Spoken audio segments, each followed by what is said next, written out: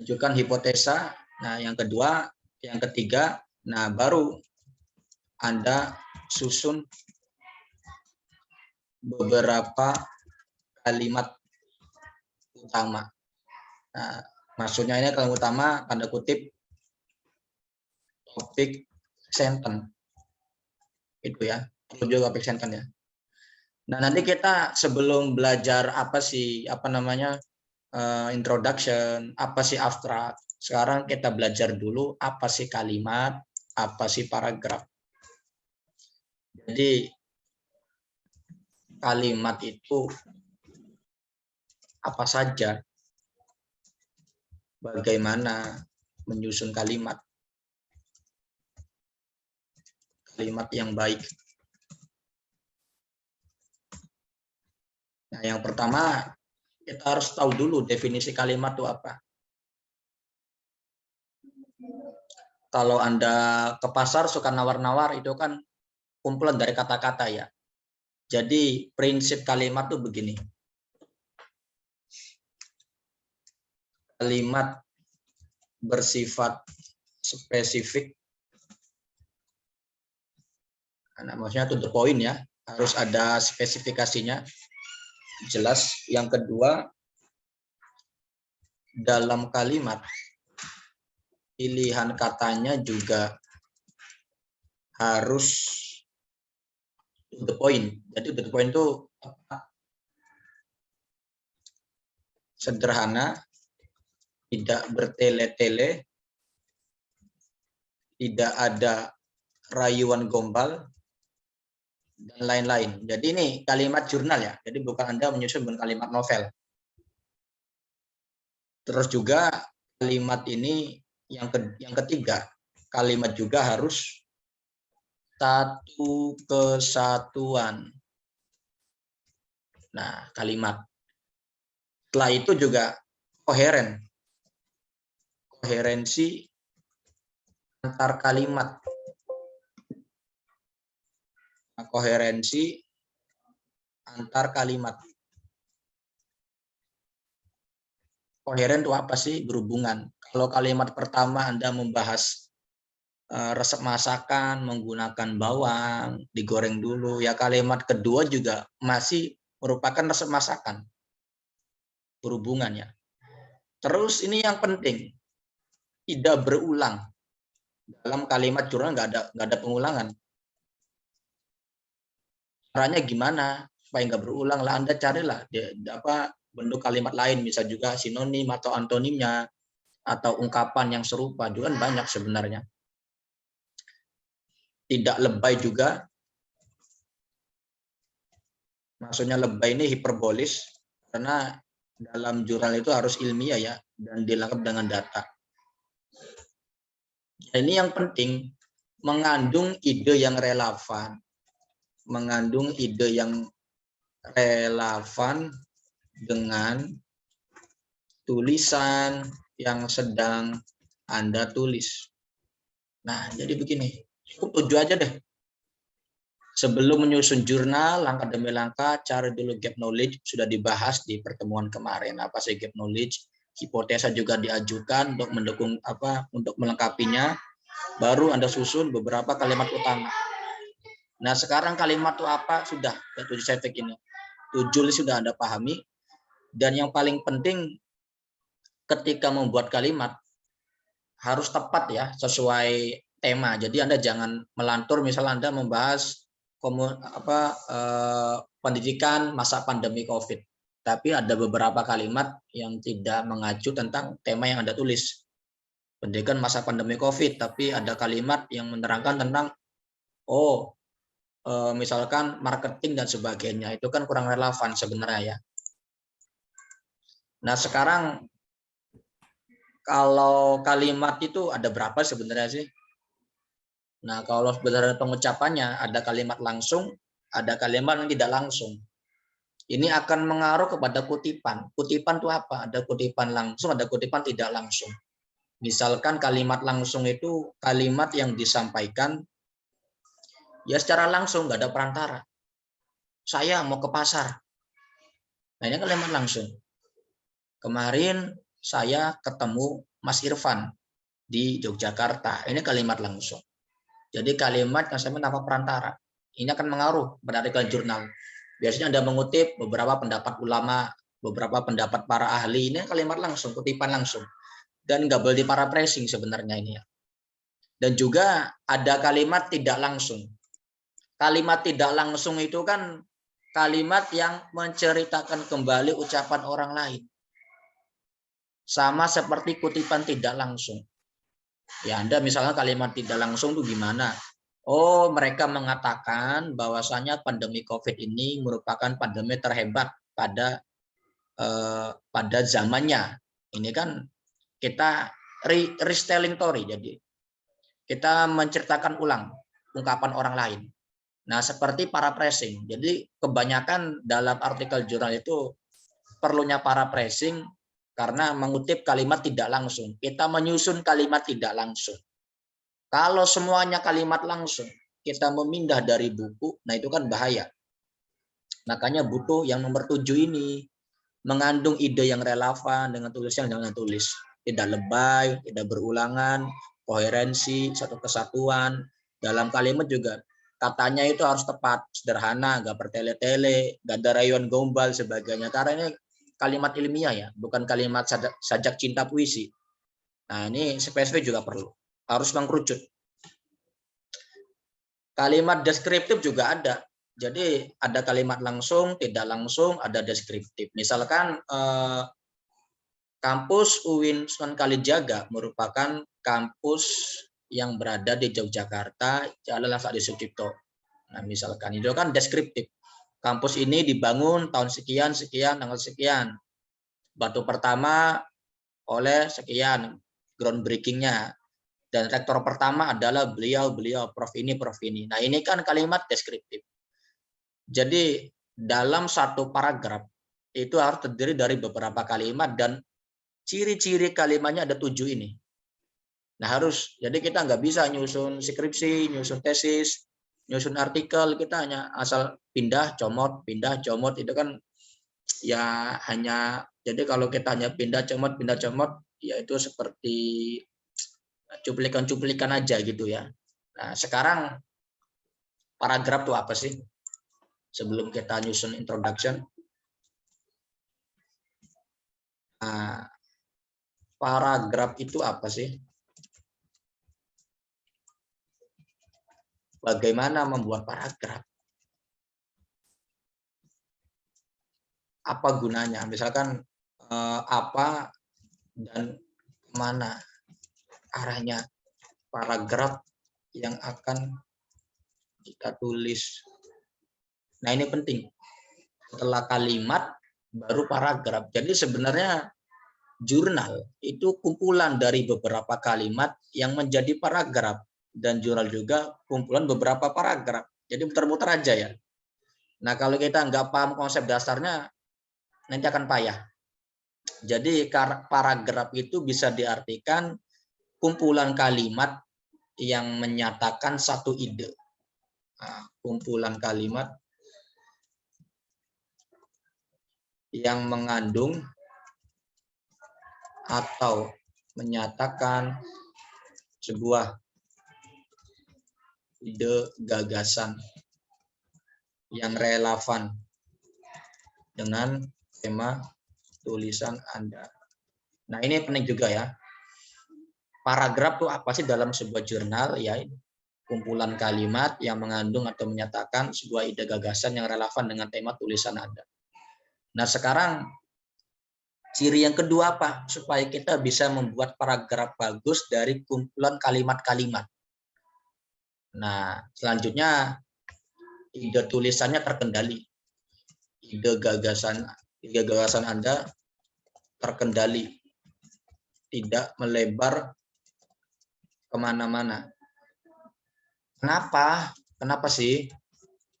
Ya, pada dasarnya jurnal itu menjawab satu problem research. Nah, jadi Jurnal seperti apa ya namanya, memo. Anda kalau masa SMP dulu putih abu-abu, SMA kan curhat di di binder atau di buku curhat itu kan. Nah, jadi jurnal itu juga sama seperti curhat, cuma ilmiah. Oh, Anda melihat fenomena kenapa pendidikan masa pandemi COVID ini kok menurun. Kalau dulu itu kan misalkan Imam Malik ketika diminta oleh Harun ar-Rasyid, diminta oleh raja di Abbasiyah, Rasyid ya. Diminta raja oleh Abbasiyah itu kan, ya Imam gitu. Saya mau Anda mengajari anak saya. Gitu. Jadi Imam Malik tanya, diminta oleh raja. Apa jawab Imam Malik? Al ilmu yu'ta walayati. Jadi ilmu itu didatangi, bukan ilmu yang datang. Itu kan konsep pendidikan. Jadi dalam taklim ya, klasik ya. Nah, terus kalau relevan nggak dengan masa pandemi ini? Dulu kan murid nyamperi guru. Kalau kita BAB nyamperi WC. Tapi sekarang kebalik, pas pandemi COVID, guru nyamperi murid. Nah, ini kan bisa. Nah, Anda cari ide gagasan yang relevan. Yang nomor 2 ini, paragraf. Ide gagasan terkendali, tidak melebar kemana-mana. Ya kalau Anda membahas pendidikan masa pandemi COVID, ya udah, gitu aja. Jangan ngelantur kemana-mana. Ini penting juga ya. Terus dalam paragraf juga setiap kalimat dalam paragraf harus saling mendukung. Mendukung atau saling berkomunikasi. Tentunya apa sih ya tadi saya bilang? Ya selaras menjaga keutuhan sebuah paragraf. Selaras menjaga keutuhan paragraf. Kalau kalimat pertama membahas, misalkan Anda memberi statement pandemi COVID pertama kali terjadi pada bulan Februari atau Maret 2020 dengan muncul kasus pertama di Indonesia. Nah, Anda beri footnote, beri rujukan, misalkan Jawa Pos. Nah, ini kan berita. Nah, kalimat kedua juga Anda susun.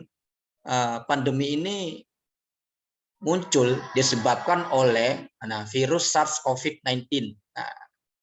Nah, kalimat ketiga juga Anda susun. Oh, virus ini ditemukan pertama kali di Cina. Nah, ini kan saling mendukung, saling komunikatif. Jadi kita nggak bisa nyusun kalimat pertama, kita kata-katanya gini, kalimat pertama dalam paragraf itu. Pendidikan masa pandemi COVID merupakan tolak ukur dan sebagainya. Nah, kalimat kedua Anda susun, oh ternyata SPP-nya mahal. Ketika corona naik, itu kan nggak nyambung juga. Jadi setiap kalimat dalam paragraf harus saling mendukung. Kalau nggak mendukung nggak bisa. Komunikatif juga perlu. Jadi selaras, saut-sautan gitu. Kalau orang Jawa itu apa? Saut-sautan itu ya saling saut-sautan gitu ya. Nah, ini yang penting juga memiliki satu jiwa. Satu kesatuan ya, satu jiwa utuh dalam satu paragraf. Nah, ini Anda pahami dulu ya, paragraf, kalimat. Nah, ini. Terus pertanyaannya, Pak, konstruksi paragraf itu bagaimana sih? Susunan paragraf. Nah, sekarang saya sudah bahas tadi ya, bagaimana cara membuat jurnal, step by step-nya secara gamblang, universal. Membuat kalimat tuh ya bagaimana sih kalimat, apa sih paragraf. Nah, sekarang konstruksi paragraf.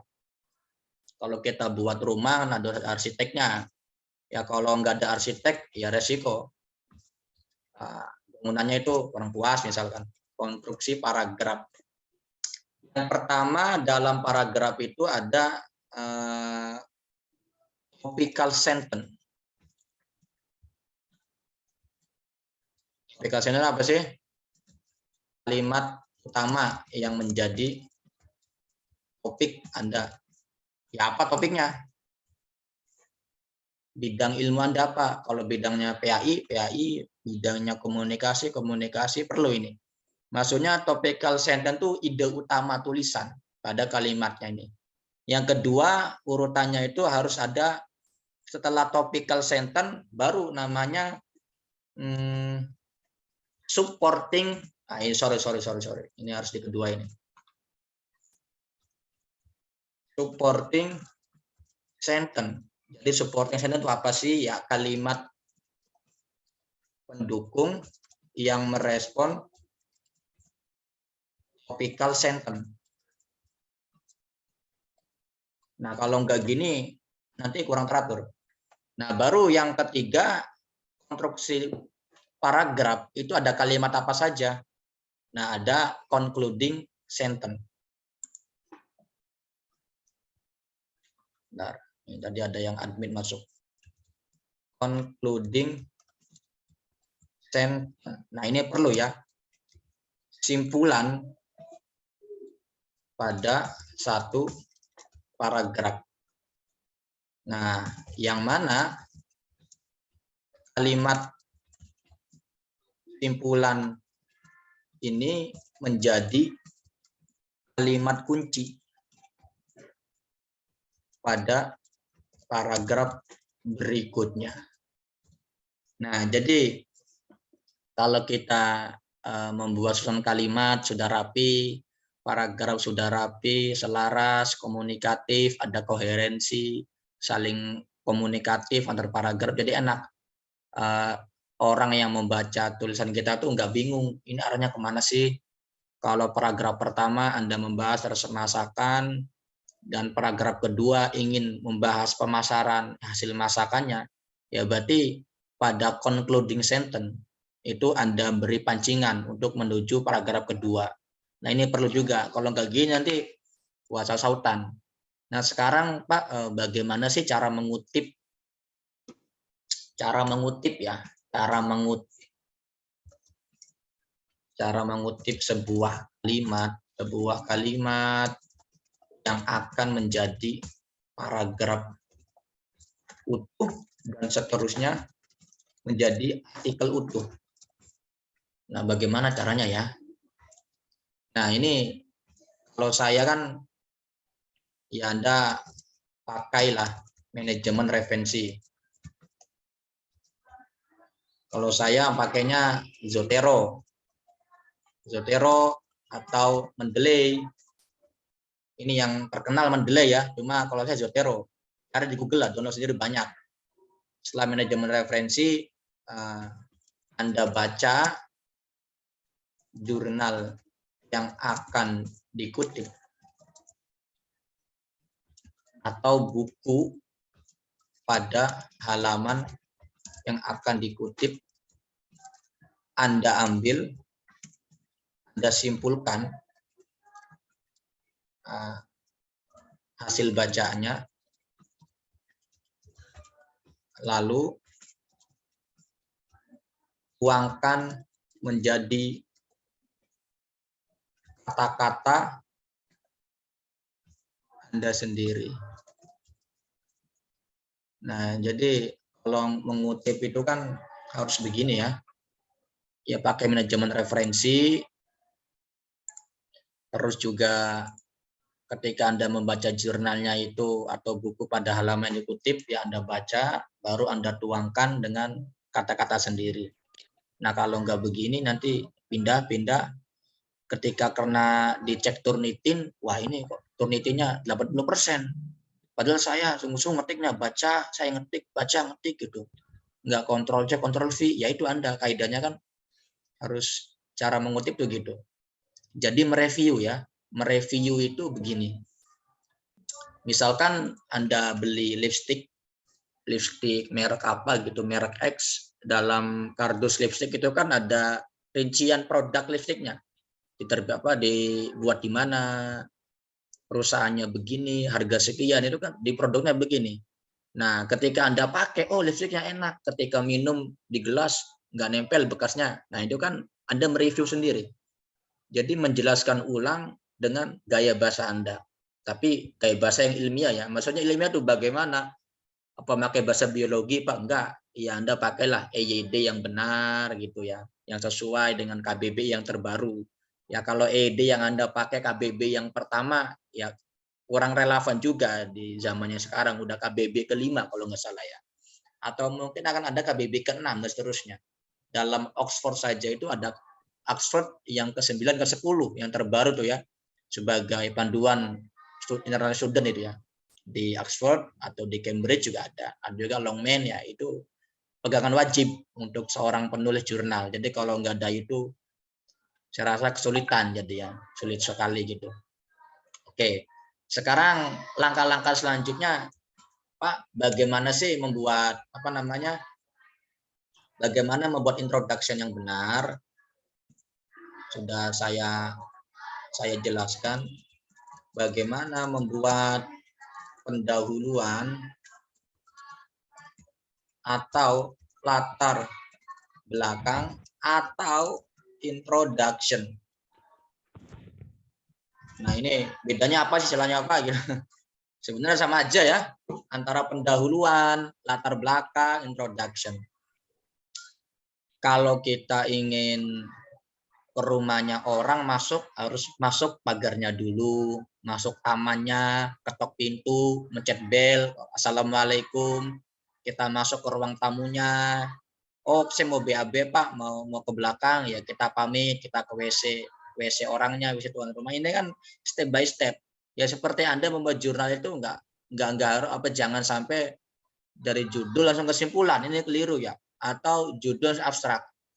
Jadi sebenarnya hebatnya orang-orang Indonesia tuh gini, artikelnya belum jadi, tapi abstraknya udah muncul duluan. Jadi kan kaku sekali gitu ya. Sebenarnya abstrak itu kan trailer dalam movie. Kalau Anda nonton Venom 2 jam filmnya, Anda lihat trailernya itu 3 menit, udah lihat 3 menit, oh saya paham, karena film Venom ini tentang ini, ceritanya begini, oh ternyata Eddie ini punya musuh baru, itu kan Venom yang terbaru. Nah itu kan setelah Anda lihat trailernya menjadi paham. Seperti membaca jurnal Anda ketika membaca abstrak mendapat tangkapan. Beda sama kesimpulannya. Nah, tapi dalam introduction itu kumpulan gagasan, cuplikan-cuplikan, mengapa Anda mengambil tema ini, relevan nggak sih tema yang Anda ambil, kira-kira gap-nya di mana, gap knowledge-nya. Gap knowledge itu kesenjangan ilmu pengetahuan. Maksudnya apa? Antara Dasein dan Dasolen itu harus berbeda, harus berbenturan. Ada yang baru. Jadi antara fakta yang di lapangan dan yang seharusnya itu berbeda. Nah, ini namanya gap knowledge, kesenjangan. Setelah gap knowledge ditemukan, Anda ajukan hipotesa lah. Misalkan, kenapa sih angka kriminal di perkotaan itu lebih besar ketimbang di desa? Nah, itu kan ada gap. Kenapa lebih besar gitu kota kriminal, desa kecil. Oh, Anda ajukan hipotesa menurut Anda, oh ternyata di kota itu jarang pohon beringin, pohon yang berindang-berindang, yang adem ayem sejuk. Kalau di desa kan sawah, pohonnya adem, tinggi-tinggi. Jadi kalau ada orang di bawah pohon berteduh, jadi pikirannya adem, jadi gak kriminal. Itu kan hipotesa Anda. Nah, bisa nggak sih hipotesa Anda itu dibuktikan dengan beberapa bukti? Misalnya apa kata ahli. Nah, misalkan Anda kutip buku ini, jurnal ini, pendapat ini. Nah, itu kan perlu juga hipotesa. Pertanyaannya, Pak, Mas boleh nggak sih buat jurnal tanpa hipotesa? Tapi saya rasa belum menemukan ya jurnal yang tanpa hipotesa gitu ya. Karena semuanya berawal dari hipotesa. Hipotesa kan kesimpulan sementara. Jadi kalau nggak ada hipotesa, kemana ya? Saya juga bingung ya. Nah, itu hipotesa perlu ya. Sekarang kita praktek langsung ya. Sedikit satu paragraf. Misalkan kalau dulu itu Anda membuat dulu saya share ini yang sudah masuk grup WA. Jadi ada template tersendiri dalam sebuah paragraf introduction ya. Pertama, misalkan fenomena apa yang akan Anda bahas. Fenomena apa? Kalau nggak ada fenomena percuma. Kenapa? Kalau multaka gimana? Kalau kuantitatif, nah ini saya jelaskan belakangan nanti. Pentingnya di mana?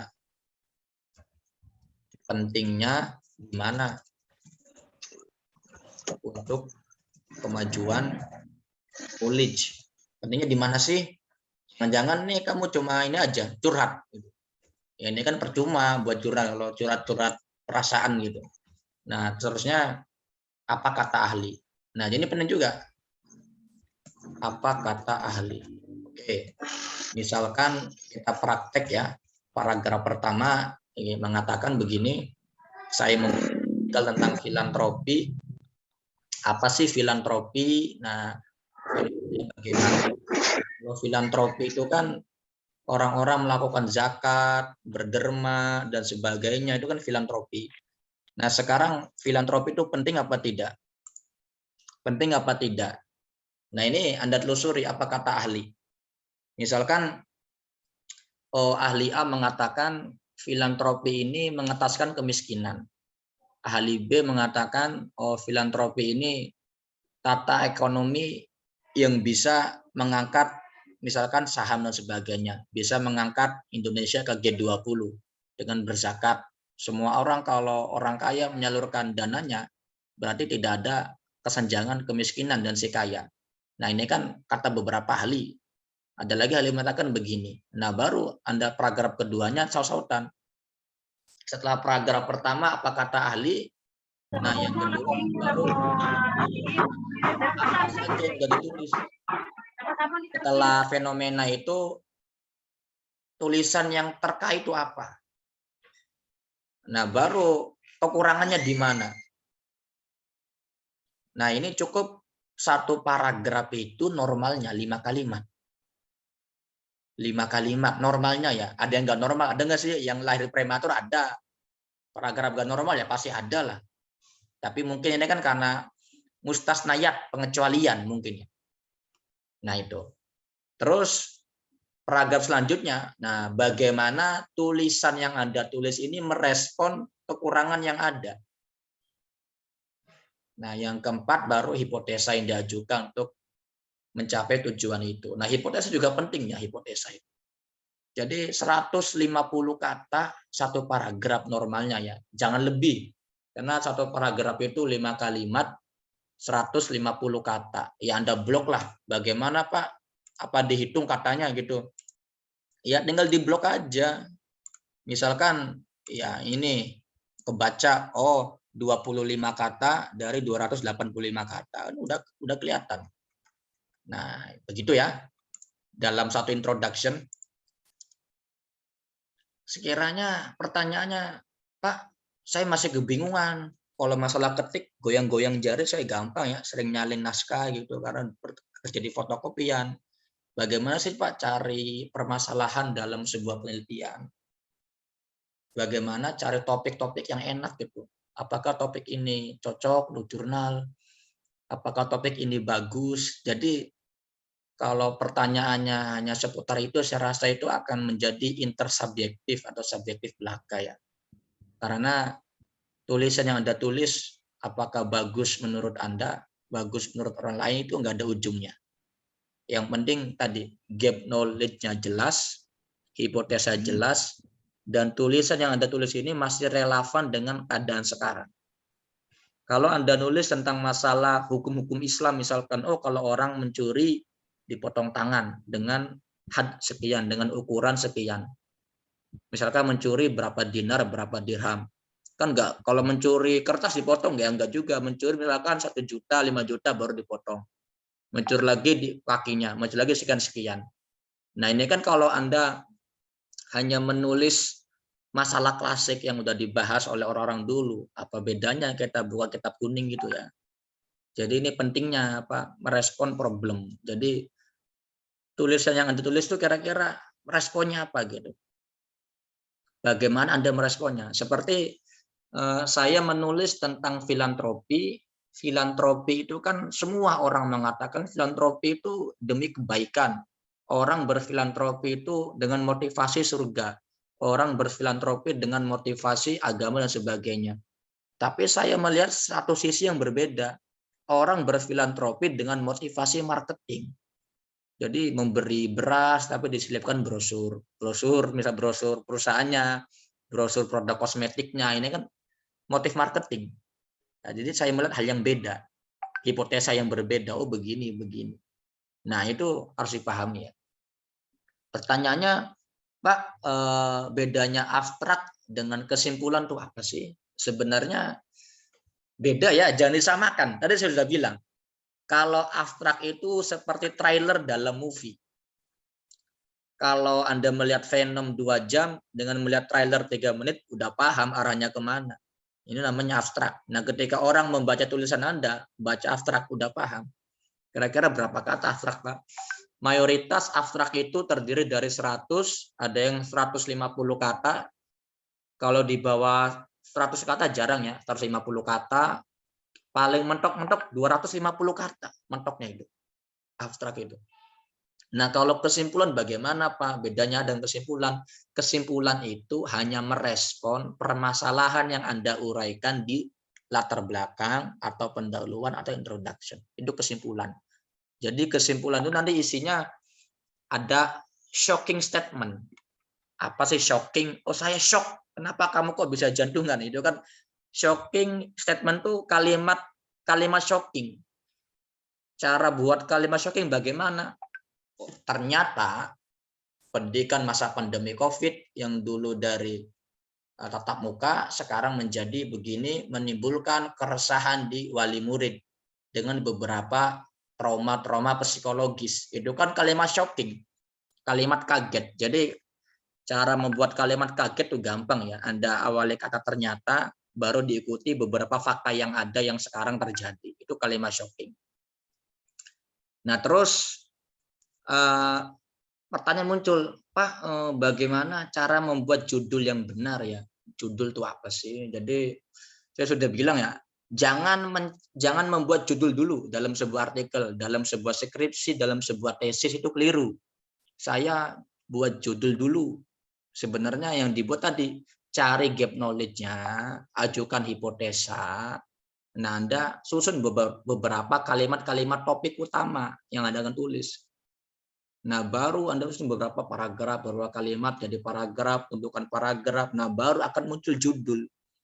Judul itu ada juga kalau Anda cari di Science Direct, di Brill.com, di Taylor and Francis, itu banyak judul yang berbentuk pernyataan atau pertanyaan bahkan. Apakah filantropi ini penting? Nah, jadi kalau judulnya bentuknya pernyataan, apa pertanyaan, sebuah kalimat tanya. Loh, ketika baca judul aja udah nanya ke kita. Jadi kan penasaran gitu. Jadi kita baca terusnya gitu. Nah, itu bebas ya. Jadi ada beberapa pengelola jurnal itu yang menerima jurnal kita dengan pandangan objektif. Ada juga beberapa pengelola jurnal yang menerima jurnal kita dengan pandangan subjektif ya, karena relasi. Oh, ini ponakan saya, diterima aja tulisannya gitu. Oh, ini mantu saya, terima aja tulisannya. Oh, ini tetangga saya, terima aja tulisannya. Itu kan subjektif sekali. Kalau objektif kan jurnal-jurnal yang sudah kredibel gitu. Jasinta 2, Jasinta 3, Jasinta 4 atau Santi, Mbak Santi dan sebagainya. Ada jurnal Garuda. Ada juga, mungkin juga ada, cuma saya belum tahu, jurnal yang OJS. Jurnal yang masih baru tapi udah objektif. Ya mungkin editor in chief-nya atau pengelolanya ini memang ya sangat objektif sekali, ketat begitu ya. Tidak semua gitu. Ada juga memang yang penting asal terbit gitu. Mending masuk file masuk dalam profil Google Scholar kita, tolong dong disitasi ya. Itu saya nggak ada ini ya, apa namanya, tidak begitu punya wewenang masalah begini. Cuma tadi cara menyusun kalimat, cara menyusun paragraf, dan bagaimana introduction. Nanti ini sebenarnya masih panjang ya. Supaya nggak berlama-lama, mending ini sudah apa namanya, keynote-nya begini, kata kunci dalam diskusi malam ini, nanti saya serahkan ke forum saja. Jadi ini sifatnya terbuka. Saya nggak mau menjadi tutor dan saya mentutori Anda. Ini nggak sopan ya. Jadi kita belajar bareng. Saya hanya memberi kata kunci.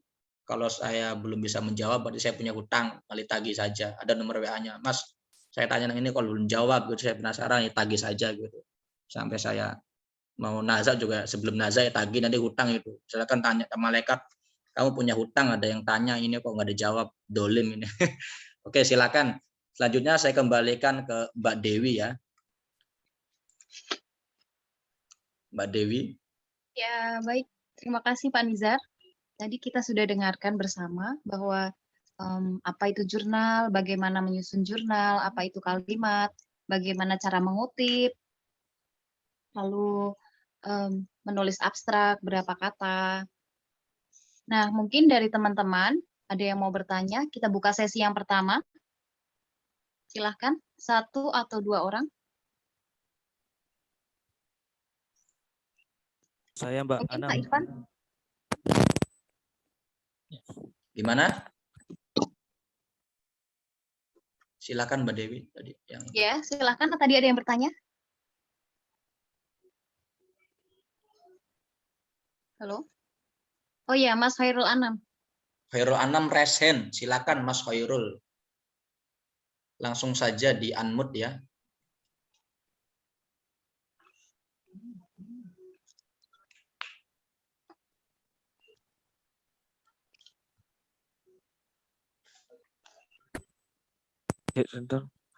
Cek suara saya Mas Duk. Masuk, jelas sekali. Oh, jelas Pak. Oke. Assalamualaikum warahmatullahi wabarakatuh. Waalaikumsalam. Dengan yang terhormat Bapak Nizar ya. Saya dengan beliau sudah tidak asing lagi karena kebetulan saya dengan beliau satu pondok, satu alma mater, cuma beda generasi saja. Di sini saya masih kebingungan tentang masalah tanda, Pak. Di mana tadi tanda kalimat, di mana tadi sudah dijelaskan tentang masalah kalimat itu apa, tidak lebay dan lain sebagainya. Saya mengutip salah satu pernyataan dari salah satu ulama, di mana ulama tersebut mengatakan saya ya itu sudah tidak asing lagi yang diajikan oleh Pak Yai dulu itu, Pak. Beliau mengatakan bahwasanya kalimat itu wal kilmatun laftun mufidun. Itu adalah kalimat yang memberikan berfaedah. Itu artinya secara bisa digambarkan secara ringkas kalau kalimat dalam bahasa Indonesia itu seperti apa. Karena ini kan nanti berkaitan dengan paragraf yang kita akan susun ketika waktu mau membuat jurnal. Kemudian yang kedua, tentang masalah paragraf. Tadi kan disebutkan bahwasanya paragraf ini adalah sekumpulan kalimat-kalimat yang membahas pada topik yang sekumpulan kalimat-kalimat yang relevan dengan topik yang kita bahas. Itu intinya kan gitu. Ini tadi juga disebutkan bahwasanya paling sedikit kalimat dalam satu paragraf itu ada 5 ya Bapak ya, kalau nggak salah. Ini berlaku hanya satu paragraf di bagian pertama, apakah semua sampai ke belakang semuanya paragrafnya minimal itu minimal maksimal 5 gitu Pak, yang kedua. Terus yang terakhir ini Pak lagi. Untuk masalah penulisan jurnal ini untuk pack-nya ini ada berapa? Apakah ada minimalnya ada 10 lembar atau 15 lembar, apakah 20 lembar atau tidak ada maksimal dan minimalnya gitu Pak. Karena jujur sampai saat ini pun juga masih kebingungan untuk masalah itunya. Sekian dulu dari saya. Wassalamualaikum warahmatullahi taala wabarakatuh. Waalaikumsalam. Oke. Yang lain dulu Mbak Dewi, silakan. Silakan untuk penanya berikutnya dari teman-teman. Dipersilahkan.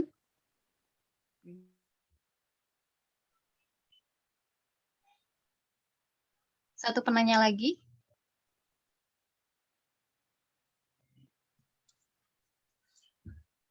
Mungkin dari Mbak-mbak. Oke, mengalir saja Mbak Dewi ya, saya jawab duluan.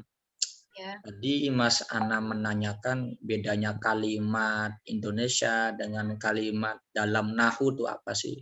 Kalimat al-kalamu walafdul murakkabul mufidu bilwati. Itu kan pelajaran saya ketika sanawiyah ya. Waksamuhu salah satu ismun wa fi'lun wa harfun ja'a li makna. Nah, fal ismu yu'rafu bi'al misalkan dan sebagainya seterusnya. Wal fi'lu yu'rafu biqad wasin wasaufa wa ta'nisi. Itu kan dalam nahwu dasar ya. Bedanya apa? Sebenarnya sama saja dalam bahasa itu. Kalau Anda membaca buku-buku seperti pengantar linguistik tulisannya Ferdinand de Saussure atau tulisan beberapa para pakar ya, nggak usah jauh-jauh ya. Tapi yang menjadi magnum opus tentang linguistik itu Ferdinand de Saussure. Sampai sekarang dipakai walaupun udah usang terbitannya. Beda sama saja, nggak ada bedanya Mas, hanya beda versi saja gitu. Intinya dalam satu kalimat itu harus memberi pemahaman. Kalau saya mengatakan saya memukul, nah kira-kira yang mendengar tuh paham tidak kalau bilang saya memukul? Lah yang dipukul Nizar siapa? Nah itu nggak ada pemahaman. Jadi seperti saya katakan di awal yang saya kasih catatan ini, kalimat spesifik, dalam kalimat harus cepat, sederhana, nggak bertele-tele, nggak ada rewan gombal sebagainya, satu kesatuan, koherensi, nggak berulangan, nggak lebay. Nah, ini yang ketujuh nih, intinya yang ditanyakan oleh Mas Anam, mengandung ide yang relevan untuk yang Anda tulis. Jadi ide relevan itu secara nggak langsung juga memberi pemahaman kepada pembaca ketika pembaca membaca satu kalimat yang Anda tulis. Kalau saya nulis saya memukul, nah ini kan pembaca nggak paham, saya memukul siapa? Ini kan sama dengan kaidah nahwu, mufid, memberi pemahaman. Dan mufid ini ada jumlah ismiyah, jumlah fi'liyah itu kan sama saja dengan nahwu. Ya kalau jumlah ismiyah kan diawali dengan isim, mubtada, khobar, maf'ul bih. Ya kalau fi'liyah itu kan ya susunan fi'il dan fa'il dan sebagainya itu kan ya sama saja gitu. Memberi ide yang relevan. Secara gak langsung ide relevan juga harus kalimat yang tegas ya. Ya ada subjek, predikat, objek. Nah ini harus dipahami juga. Kalau dalam nahwu kan ada mubtada muakhir boleh, khobar muqaddam. Ini kita fleksibel. Kalau Anda menulis jurnal dengan bahasa Arab ya begitu kaidahnya dengan tata cara nahwu. Kalau Anda menulis jurnal dengan bahasa Indonesia ya dengan kaidah dan sebagainya. Kalau Anda dengan bahasa Inggris ya Anda ya ceklah, nggak usah angel-angel, Grammarly gitu aja. Grammarly udah banyak gitu ya, Grammarly. Anda buku linguistik misalkan Anda pelajari bukunya siapa itu, banyak kan tentang linguistik, tentang grammar itu. Nah itu. Terus Pak, Mas, kalau dalam jurnal itu berapa halaman? Sebenarnya halaman tuh bukan patokan ya, Mas. Jadi saya katakan satu paragraf itu paling tidak 150 kata. Ini sebenarnya bukan aturan baku, cuma aturan normal. Jadi saya bilang ada paragraf normal, ada paragraf tidak normal. Ada lahiran normal, ada lahiran tidak normal. Ini kan sama saja. Dunia itu seperti dua bilah mata uang. Jadi ada yang baik, ada yang buruk. Nah, ada juga editor in chief atau para pemangku jurnal itu yang menerima tulisan ya karena relasi itu tadi saya bilang itu. Karena subjektif relasi itu jangan ditiru lah. Nah, ini ya harus Anda tuliskan, cari jurnal yang objektif. Ya caranya jumlah kata. Kebanyakan mayoritas dalam jurnal itu jumlahnya 5.000 kata. Atau 4.700, 4.500. 5.000 kata itu termasuk dari judul sampai daftar pustaka. Ada juga kutipan-kutipan yang memakai footnote, ada yang memakai body note, ada yang memakai endnote. Itu kan subjektif aturan pengelola. Kita nggak punya. Jadi kalau ingin tulisannya dipublish oleh jurnal yang kita tuju, ya kita ikuti aturan yang ada. Jadi nggak bisa sekarang. Kalau fokus dan skopnya itu begini kita ikuti. Tapi paling enak itu menulis jurnal dengan tema-tema yang laris di pasaran. Ya laris ya apa yang sedang terjadi. Kalau masa COVID ya semua orang akan mencari informasi tentang COVID. Kalau masa-masa pilpres pasti banyak orang yang akan mencari pilpres dari berbagai perspektif. Ya Anda tulis.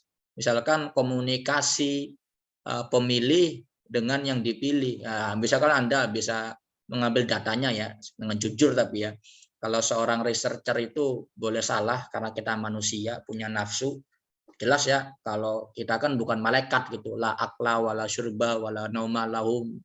Malaikat kan nggak makan, nggak minum itu, nggak tidur itu kan malaikat. Kalau kita kan manusia gitu, kita boleh salah tapi kita nggak boleh bohong gitu. Data yang diambil adalah real. Kalau Mas misalkan ada juga yang bertanya, kalau kita nggak terjun ke lapangan, apakah boleh menulis jurnal? Sebenarnya ya fair-fair aja. Tadi saya bilang, datanya nggak boleh berbohong ya, memang real.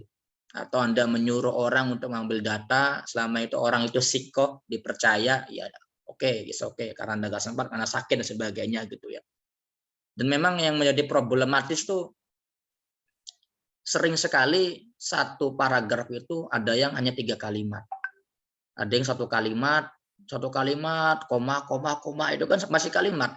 Kalau masih dalam koma itu masih kalimat. Kalau belum titik itu kan belum kalimat sempurna gitu. Dari titik menuju titik lagi. Kalau dari titik menuju koma itu kan baru sekian setengah kalimat gitu maksudnya. Nah itu harus penting juga kaidah penulisan. Kadang saya itu di komentar oleh reviewer, ini kalimat kamu, kata-kata kamu bertele-tele. Kamu sudah mengatakan sahabat-sahabat Nabi, di kalimat terakhir ada lagi sahabat-sahabat Nabi, itu kan kalimatnya berulang. Ya carilah derivasi atau kata-kata yang serupa begitu. Misalkan para pengikut Nabi dan sebagainya itu kan banyak, jadi ada cari sinonimnya. Makanya untuk tips-tips agar kalimat ini tidak berulang, kata-katanya nggak pengulangan, ya Anda bacalah buku-buku fiksi gitu ya. Jadi buku-buku fiksi ini sebagai menambah wawasan kosakata. Jadi nggak semua gitu dengan harus ilmiah sekali, bisa juga dengan gaya bahasa fiksi, tapi tetap dengan EYD ya. Tetap Anda beri kutipan. Pertanyaannya, Mas, dalam satu paragraf itu apa harus ada footnote gitu ya? Ketat sekali sih gitu ya. Kita ngetik per paragraf footnote, kita ngetik per kalimat footnote, kita ngetik setengah kalimat footnote, itu juga lebih parah lagi gitu. Kok ketat ya? Saya kok merasa keberatan. Ya tadi saya bilang sebenarnya namanya kutipan, footnote, body note, endnote itu semakin banyak itu Anda akan menandai semakin gaul dalam dunia ilmiah. Semakin banyak kutipan menandakan Anda semakin gaul dalam dunia ilmiah. Jadi kalau belum ada kutipan, ya ini rujukannya kemana? Jadi kila wakila semua kila wakila, ya apa jare ya katanya begini ya kila kaza wa kaza. Nah itu kutipan harus banyak ya. Kadang saya saja contoh ya. Nah ini bentar, stop share dulu. Share screen. Share. Nah ini kan kutipan yang saya tulis ini totalnya ini ada 50 kutipan lebih. Tuh ada 54 kutipan tanpa ibid ya. Jadi satu paragraf. Nah ini penyebab masifnya filantropi dan juga dipengaruhi oleh semangat gerakan partai politik. Nah pas 9 footnote. Misalkan tulisannya ini Islamization of Turkey under the AKP rule. Empowering family, faith, and charity. Ini kan sodako jadi. Nah juga, namun hal tersebut tidak menjadi faktor utama. Jadi kan dalam satu kalimat, nah kalimat keduanya ini merespon kalimat sebelumnya. Saya mengatakan masifnya filantropi enggak juga dipengaruhi oleh semangat gerakan partai. Tapi juga saya mengatakan lagi, menimpali kalimat sebelumnya, namun hal tersebut enggak menjadi faktor utama. Footnote nomor 50, charity appeal story with tribal, nah, dan sebagainya. Koma, berarti masih belum satu kalimat. Nah, karena penyebab masifnya filantropi tidak sekedar muncul pandemi COVID. Nah, apakah kalau orang berzakat, orang bersedekah harus menunggu pandemi? Itu kan enggak juga. Nah, nomor 51 footnote. Nah, ini kan tentang charity before hospitality. Nah, itu kan apakah kalau kita ada tetangga masuk rumah sakit kita baru sedekah gitu? Kan enggak juga gitu. Enggak harus hanya muncul pandemi COVID. Nah, terus kalimat yang ketiga, nah, pada akhirnya filantropi yang awalnya motif kemanusiaan berubah total. Nomor 52 footnote. Nah, policy towards Syrian refugee, nah, charity, nah dan sebagainya. 52 saral nih. Nomor 52, change in charity law for England. Nah, ini kan examining war on ones. Misalkan ini kan kutipan juga. Nah, satu kutipan ini ada berapa jurnal? Nah, itu. Dan sebagainya. Ini masih belum satu kalimat.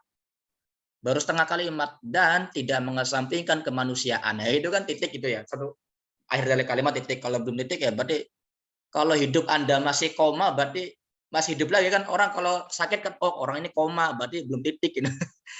Belum akhir gitu ya. Nah, terus persaingan dalam filantropi. Nah, ini kan baru berapa kata udah footnote lagi. Ini bisa juga dari jurnal Anda baca di review persaingan misalnya the effect of model ethnicity in charity appear for local and global charities. Sedekah. Nah, melalui hal yang menarik sebagai respon dan minat agar masa depan filantropi tetap terjaga. Nomor 54. Nah, jadi satu paragraf ini kira-kira berapa footnote? Ada 1, 2, 3, 4, 5, 6 footnote. Nah, makanya semakin banyak kutipan ya semakin menandakan Anda semakin gaul dalam dunia akademis. Jadi memang harus perlu apa ya? Harus betah-betah duduk. Kita kencan dengan laptop, ditemani kopi. Tapi sebenarnya saya sarankan kalau mengetik jangan di sampingnya ada buku karena bahaya. Anda didikte oleh buku. Nah, udah Anda baca, Anda ketik. Jadi makanya jangan terlalu menohok ya, nggak berlebihan. Anda ketik melembur dapat 5 halaman itu berlebihan. Ya kalau saya pribadi sih artikel tuh, aduh nggak usah banyak-banyak deh, satu hari satu paragraf aja gitu. Yang penting ini satu paragraf, tapi step by step, satu paragraf, 30 hari kan 30 paragraf, yang penting istiqomah gitu. Kalau sekali ngetik, sekali duduk, Anda harus maksa 10 halaman, itu kan yang namanya tubuh kan punya hak istirahat gitu ya. Itu ya saya rasa ya.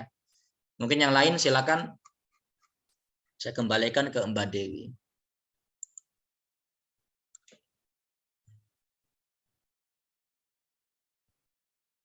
Mbak Dewi di-unmute dong. Monggo. Oh, iya. Baik, itu tadi ya penjelasan dari Bapak Nizar. Mas Anam sudah jelas? Kalau boleh nanggapi, Mbak. Kalau nggak boleh, enggak. Ya, Boleh silakan nggak? Mas Anam. Oke, matur suwun. Gini Pak, saya yang tanya tentang masalah paragraf tadi itu tentang masalah kalimat, di mana untuk masalah waktu kita kaitkan dengan kalimat ini, ukuran katanya untuk satu kalimat itu apakah ada standar apa enggak, itu yang menjadi kebingungan saya ketika waktu menulis di salah satu jurnal. Kemudian tentang masalah ini Pak lagi, tentang masalah peg-nya atau lembarnya yang ditentukan oleh pihak jurnal, terkadang antara satu jurnal dengan jurnal yang lain ini berbeda. Kayak contoh, kemarin saya nanya ke salah satu jurnal di dakwah di Winsuka, itu ada ukuran 20. Kemudian ada 20 lembar. Kemudian ada salah satu kampus lagi juga tidak sampai 20. Ini berarti tidak ada hukum standar hukum yang patokan yang pasti untuk penulisan jurnal, begitu ya Pak ya. Karena jujur saya masih kebingungan ini yang benar jurnalnya yang mana, takutnya nanti ketika waktu saya ngupload di sini ternyata jurnal tersebut tidak diakui dan sehingga nanti tidak bisa untuk menjadi persyaratan untuk wisuda dan lain sebagainya. Itu yang menjadi kebingungan Pak. Sekian dulu dari saya, Mbak. Terima Biar kasih, Pak Mas. Nizar. Silakan Pak Nizar. Oke, saya jawab dulu ya. Jadi memang aturan jurnal itu subjektif pengelola, saya katakan lagi. Kebanyakan itu mengacunya kepada jumlah kata, 5.000, 6.000, ada yang 8.000 bahkan. Bahkan ada juga jurnal yang nggak bertele-tele lah, to the point aja gitu. Intinya apa sih gitu. Ada yang jurnal hanya jumlahnya itu 1 lembar atau 2 lembar tapi 60 footnote, 60 rujukan tuh ada. Jadi gimana kita satu kalimat itu terdiri dari berapa kata, sedangkan satu kalimat ini punya 10 rujukan. Itu ada cara sendiri lah, desain direct, di Brill.com, di Tense Online, dan sebagainya ada itu. Nah, terus misalnya apakah ada jumlah halaman? Setahu saya ya, untuk jurnal itu tidak ada aturan patokan halaman. Karena kalau halamannya ukurannya A4, F4, spasinya 3 kan sama saja gitu. Semakin banyak spasi, semakin banyak halaman, tapi jumlah katanya dikit gitu. Yang ditekankan itu jumlah kata. Nah, kalau katanya bagaimana dalam menyusun kalimat, kalian menyusun paragraf tadi udah jelaskan gitu ya. Kalimat itu apa, paragraf itu apa, itu udah jelaskan itu di awal. Memang harus ini ya, harus hati-hati. Makanya nggak usah muluk-muluk deh, nggak usah daki-daki gitu. Saya mau yang ngetiknya harinya 5 halaman. Saya selama ini kalau ngetik paling rajin, paling banyak itu kalaupun rekor sehari sehalaman gitu. Itu rekornya saya itu. Nggak banyak-banyak. Jadi memang otak kita dibagi, kita kan ada kesibukan ya. Kecuali kalau orang yang nganggur gitu, full ngetik ya oke lah nggak apa-apa. Sehari 2 halaman gitu. Tapi kan ya jarang, rare gitu, jarang sekali gitu ya. Begitu Mas Anam ya.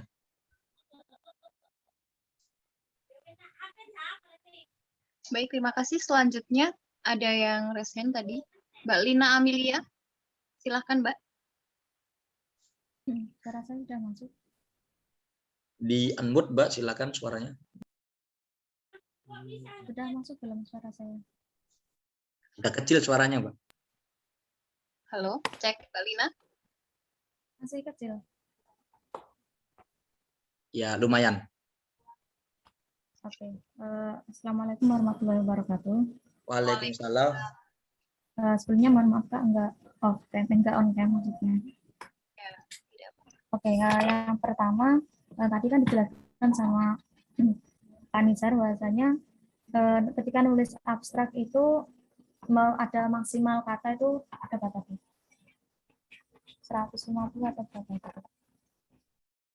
100 sampai 150 kata. Kalau mentoknya paling 200 kata kayak gitu.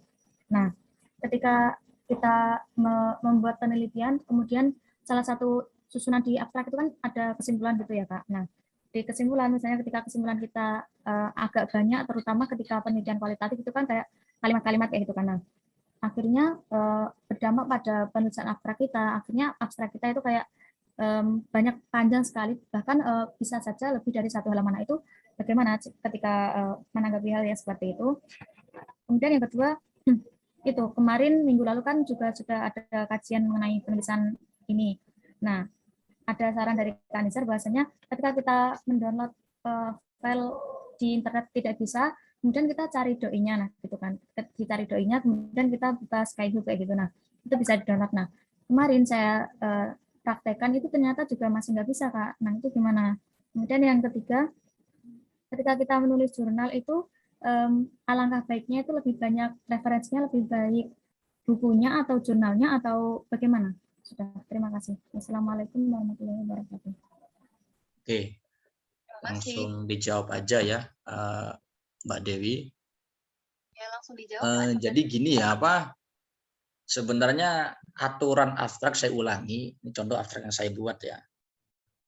Jadi biasanya di awal dari kata-kata tulisan ini atau this study fokus. Nah, ini kan begitu. Diawali demikian, jadi jumlah katanya nggak banyak. Jadi kalau di blog Anda lihat di sebelah kiri bawah 135 kata dari 5.899 kata, termasuk footnote, termasuk daftar pustaka. Cuma dihitung dalam satu office word ini, yang file ini. Ada juga memang abstrak yang hanya separohnya. Intinya abstrak itu trailer dalam movie. Anda nonton movie 2 jam, tapi karena nggak sempat lihat trailernya aja dulu deh, udah paham arahnya kemana. Oh, kalau Venom itu punya musuh baru misalkan. Nah, itu kan tertarikan jadi. Nah, terus tadi saya kemarin menjelaskan tentang cara mendownload jurnal ya. Sebenarnya nggak semua jurnal itu bisa diakses ya, open access. Jelas ya, mereka juga butuh gaji untuk membayar karyawannya itu ya, dengan cara membeli, menjual artikelnya. Biasanya jurnal yang sudah bereputasi, Sinta 2. Saya pernah itu ngupload ke Sinta 2, diminta bayar 1,5 juta. Saya nggak ada uang. 1,5 juta itu. Saya nulis susah, tapi saya malah yang bayar. Harusnya dibayar gitu, seenggaknya gratis. Tapi ya karena memang ya ada yang idealisnya mereka beda ya. Mungkin karena sudah terkenal dan memang mereka merasa dibutuhkan, ya akhirnya mereka berbayar. Jadi doinya sudah diakses atau Sekihab belum tembus gitu. Memang kalau website yang tersedia itu developernya ada Sekihab, ada Digilib kampus tuh ya, ada Libgen, ada pdfdrive.com, itu banyak. Sebenarnya jadi kalau Anda mau betah lama duduk gitu aja ya, sambil searching, jangan sampai ada kesimpulan, oh ini Mas, Pak, ini loh yang saya teliti belum pernah teliti orang lain gitu. Nah, ini Anda belum baca detail. Berarti ulama dulu saja kan kalau istiqro, bidalil istiqro itu akan diakhiri kata wallahu alam bisawab. Nah, apakah kita juga mengikuti kaidah para ulama wallahu alam bisawab? Nah, harus dibedakan ya antara tradisi klasik di kitab kuning di pesantren dengan tradisi yang di ilmiah kampus ya, begitu ya. Tapi jangan kita mengutip yang klasik itu, tentang jurnal agama, pendidikan, yang taklim, apa bedanya gitu.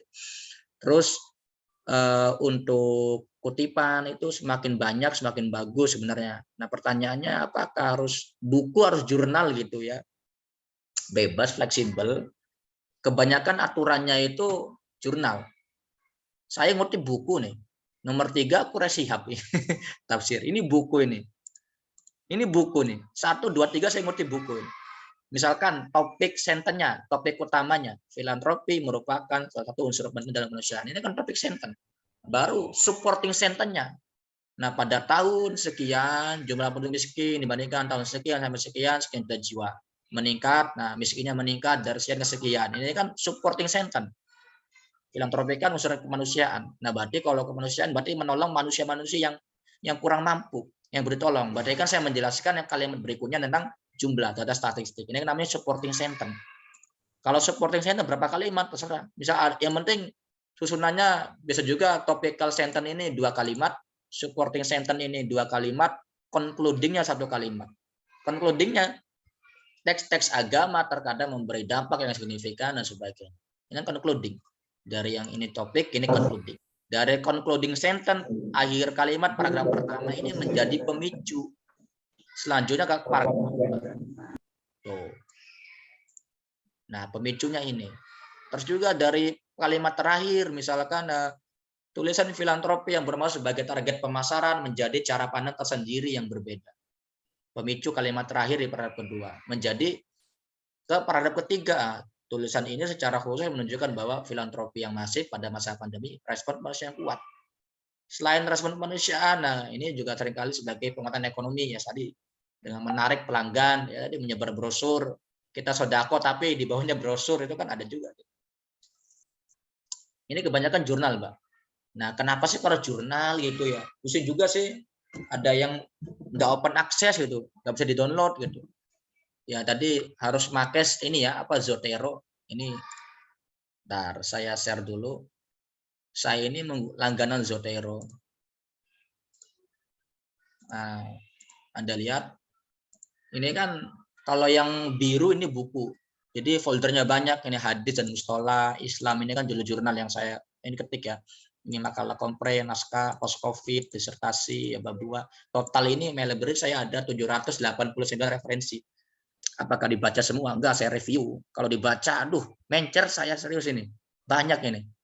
Di review, makanya satu aja diklik, misalkan tentang ini, ya, misalkan ini. Judulnya, titlenya Concept of Religious Tolerance Among Ulama of Traditional Pesantren in Sukabumi, West Java. Ini penulisnya. Abstraknya ini. Nah, pesantren nowadays has been accused by the West as radicalism and terrorism. Jadi, no without reason dan sebagainya. Ini kan abstrak.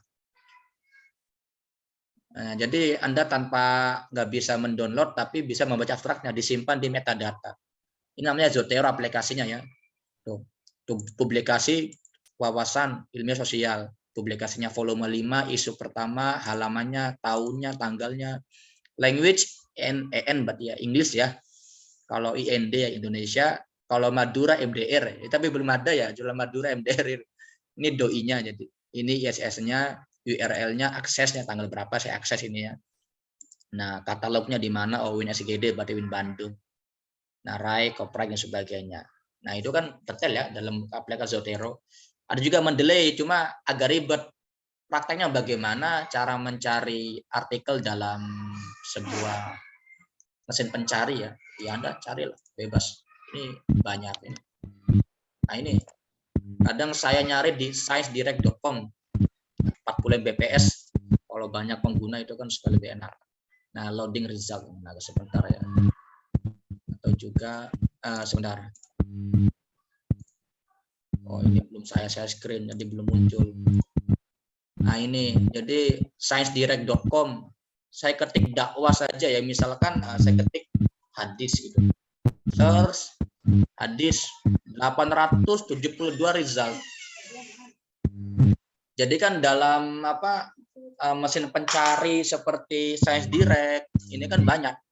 Anda ketik hadis munculnya banyak. Misalkan social network analysis of hadis narator tentang perawi hadis, terbitkan di mana tahun sekian, ini masih baru nih 2021. Ada juga Characteristic of Malay Translate Hadis Corpus 2020 baru semua nih. Tuh, ada juga tentang question answering system in hadis using linguistic knowledge. Ya Anda klik opening tab. Kalau Zotero udah ke instan nanti sudah loadingnya sudah sempurna halamannya. Nanti di pojok kanan di Mozilla Anda atau di Chrome akan muncul putih seperti ini. Klik save to Zotero, di folder yang mana? Oh, folder Islam Authentic dan Epigonis. Nah, Anda cari. Nah, pasti akan muncul di Zotero. Nah, misalkan, nah ini langsung. Itu kan question. Nah, ini sudah begini. Outdoor-nya banyak ya. Ya karena memang ini kolaborasi jelas. Page. Jadi baca abstraknya udah paham. Pertanyaannya, apakah boleh kita mengutip abstraknya saja, Pak?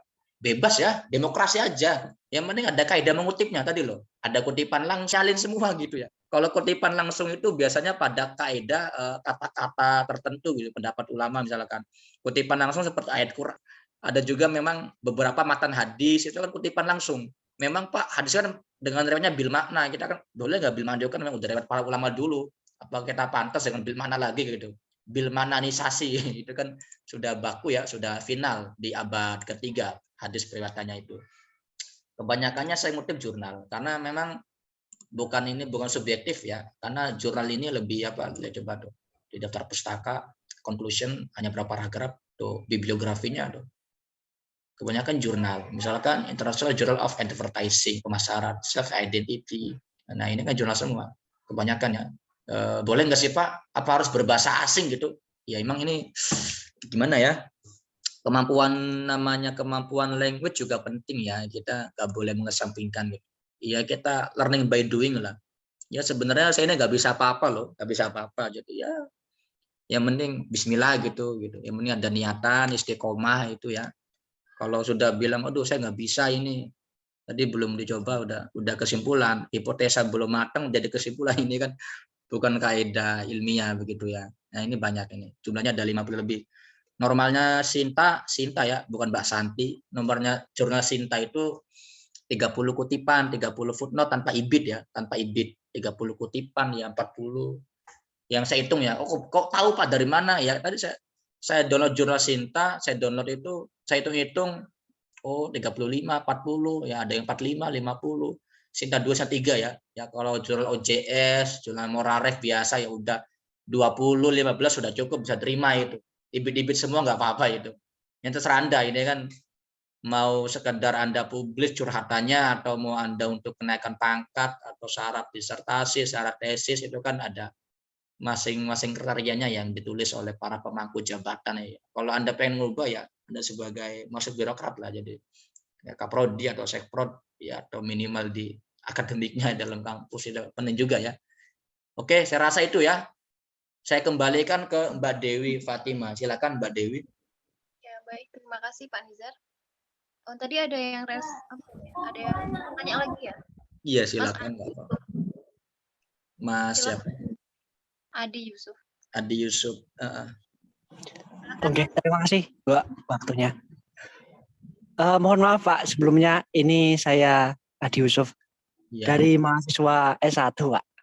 Iya. Jadi masih baru-baru kenal tentang karya ilmiah atau artikel ilmiah. Jadi mau tanya gini Pak,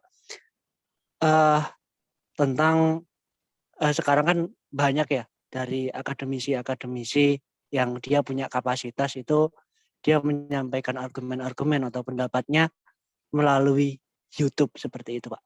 Nah, kalau yang saya tahu ketika kita mengutip atau menggunakan referensi itu dari seminar, kemudian dari website yang kredibel, itu kan boleh. Nah, dengan melihat kondisi yang sekarang seperti ini, apakah boleh kita mengutip berdasarkan YouTube atas dasar juga mereka yang menyampaikan pendapat dan argumen itu memang benar-benar punya kapasitas seperti itu Pak. Dan yang kedua,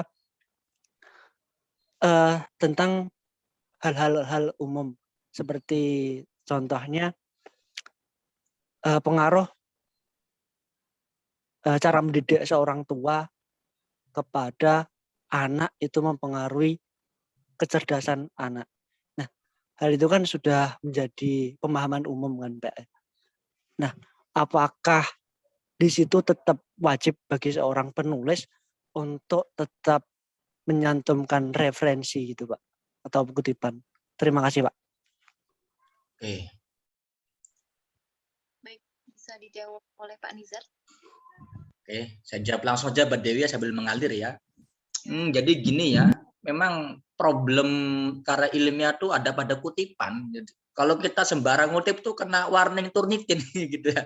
Turnitin, saya punya Turnitin tuh banyak ini. Benar. Saya kasih contoh Turnitin punya saya ini 30% nih. Ya, nah, teman juga ada nih, mana ya? Bentar, saya carikan.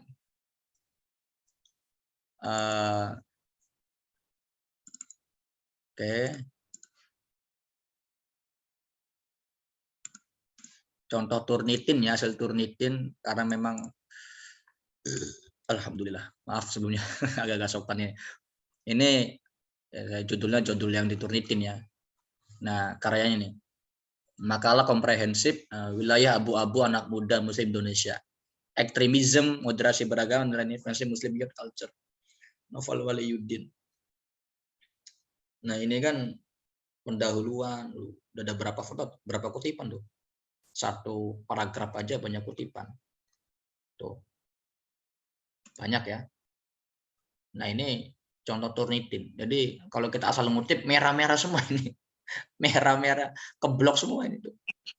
Tuh, ini kan Turnitin hasilnya. Nah, Turnitin ini.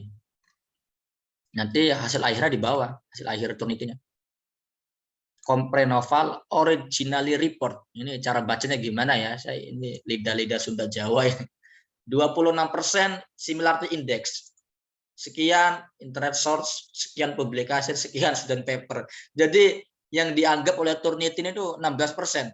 Asli kita padahal, ini nggak benar mesin pencari ini. Saya ngetik sungguh-sungguh ini ya. Nggak pernah saya kontrol C, kontrol V. Ya memang Turnitin itu bisa dikatakan subjektif ya. Karena langsung yang penting ini kata-katanya sama akan dianggap merah. Oh, yang merah ini 14% dari sekian di Gilib, Winsuka, winsuka.ac.id, 3% dari UNSKD, 1% Metafor ID, nggak sampai 1% ini jurnal di bawahnya ini. Nah, ini kan di total semuanya 26%. Jadi, nah itu kan tuh begitu. Ini makanya kutipannya harus hati-hati ya. Ini perlunya paraphrasing. Ada kalimat langsung, kalimat tidak langsung ya Anda poles lah. Ya kalau awalnya Anda baca ini kalimat langsung, misalkan tadi ini, bentar, saya share ulang ya. Bentar. Nah, di tulisan saya ini kan kebanyakan kutipan itu saya review, jadi dari after saya review. Saya review semua, nggak ada yang itu. Nah, discussion. Tuh. Satu kalimat, satu footnote, ada yang berapa kata, satu kalimat, satu kutipan. Ini penting juga ya. Memang tipsnya bagaimana sih supaya banyak footnote? Ya, tadi banyak membaca, banyak mereview. Sebelum tidur tuh seenggaknya disempatkan mereview 2 jurnal, 3 jurnal lah.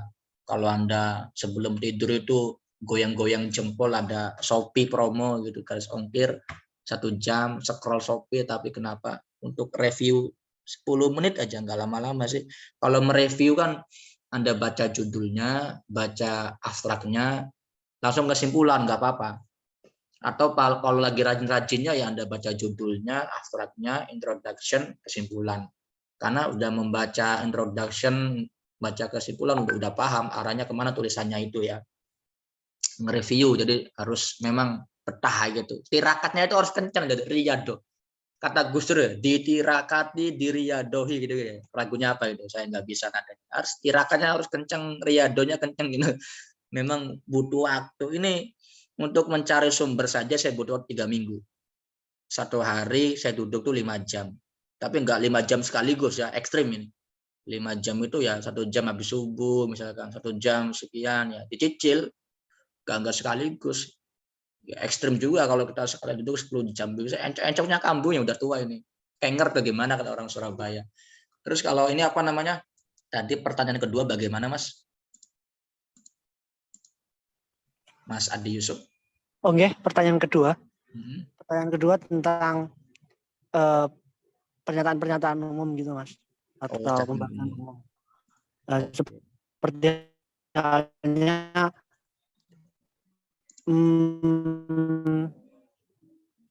tentang cara mengasuh anak, cara orang tua mengasuh anak itu berpengaruh pada kecerdasan anak. Nah itu kan sudah menjadi pemahaman umum kan Mas. Oh iya. Banyak orang yang tahu tentang itu. Dan hal-hal seperti itu apakah juga memerlukan referensi gitu Pak? Oke, kembali ke paragraf awal ya. Saya sudah bilang itu. Semakin Anda banyak kutipan, semakin Anda menandakan semakin gaul di dunia akademis. Walaupun kutipan itu menjadi general knowledge. Contoh, nah ini udah dicontoh nih. Paragraf pertama di introduction, filantropi merupakan salah satu unsur penting dalam kemanusiaan. Kalau sedekah tuh motivasi humanis gak sih kemanusiaan? Semua orang udah paham. Oh, saya sedekah, kasihan dia sama ini gitu. Semua orang udah paham. Tapi ini kita butuh ada pendukung. Nomor 1 footnote-nya misalkan tentang ini. Charity, Philanthropy, and Civility in American History. New York, Cambridge University Press 2003 halaman 1. Ini pengarangnya, autornya ini. Ini udah jadi apa? General knowledge, pengetahuan umum. Semua orang udah paham namanya sedekah itu kemanusiaan. Ada juga ini teks-teks agama terkadang berdampak signifikan. Kita sedekah kan ada motivasi agama. Oh, dapat pahala deh. Sedekah habis subuh Jumat bagi-bagi nasi gitu, dapat pahala gitu. Ini kan motivasi agama. Tuh. Ini menjadi general knowledge. Perlu juga mengutip. Memang tadi saya bilang ada jurnal yang sudah bereputasi, sudah bergengsi sampai kita harus membayar untuk mempublisnya. Kutipannya udah banyak itu. Disitasi udah banyak. Satu jurnal itu ada 30 minimal 50 daftar pustaka itu. Ya itu memang Mas, memang beratnya nulis tuh itu. Ditirakati, diriadohi. Walaupun general knowledge sudah jadi pengetahuan umum, ya harus dikutip gitu. Pasti ada kok kutipannya. Caranya gimana ya tadi, peta-peta duduk, bacalah kalau misalkan ya kalau bosan baca jurnal ya baca novel gitu, baca komik ya. Yang penting nggak keluar dari membaca gitu.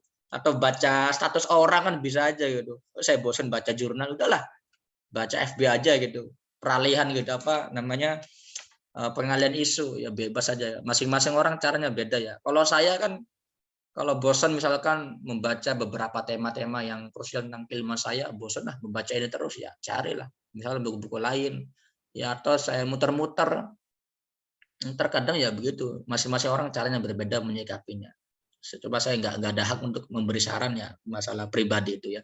Cuma itu ya cara mengutip ya. Walaupun umum tetap diberi kutipan sebagai apa? Pendukung kuat, ditakkid jadi. Sebagai taukid ya, sebagai penguatnya begitu. Jadi kalau ada penguat kan enak. Oh berarti kalau saya mengatakan kalimat ini, oh berarti sang pembaca bisa merujuk tulisan ini. Googling aja, banyak di Gilib di Libgen Libgen di PDF Drive ini banyak. Oh kalau saya mengatakan statistik data yang begini, yang nomor 2, berarti saya harus di sini Dadang Mulyawan, zakat yang efektif. Wah banyak buku Pak, banyak uang.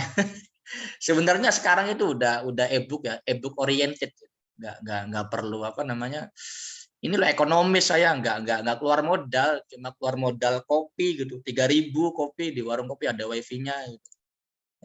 Saya send dulu ya.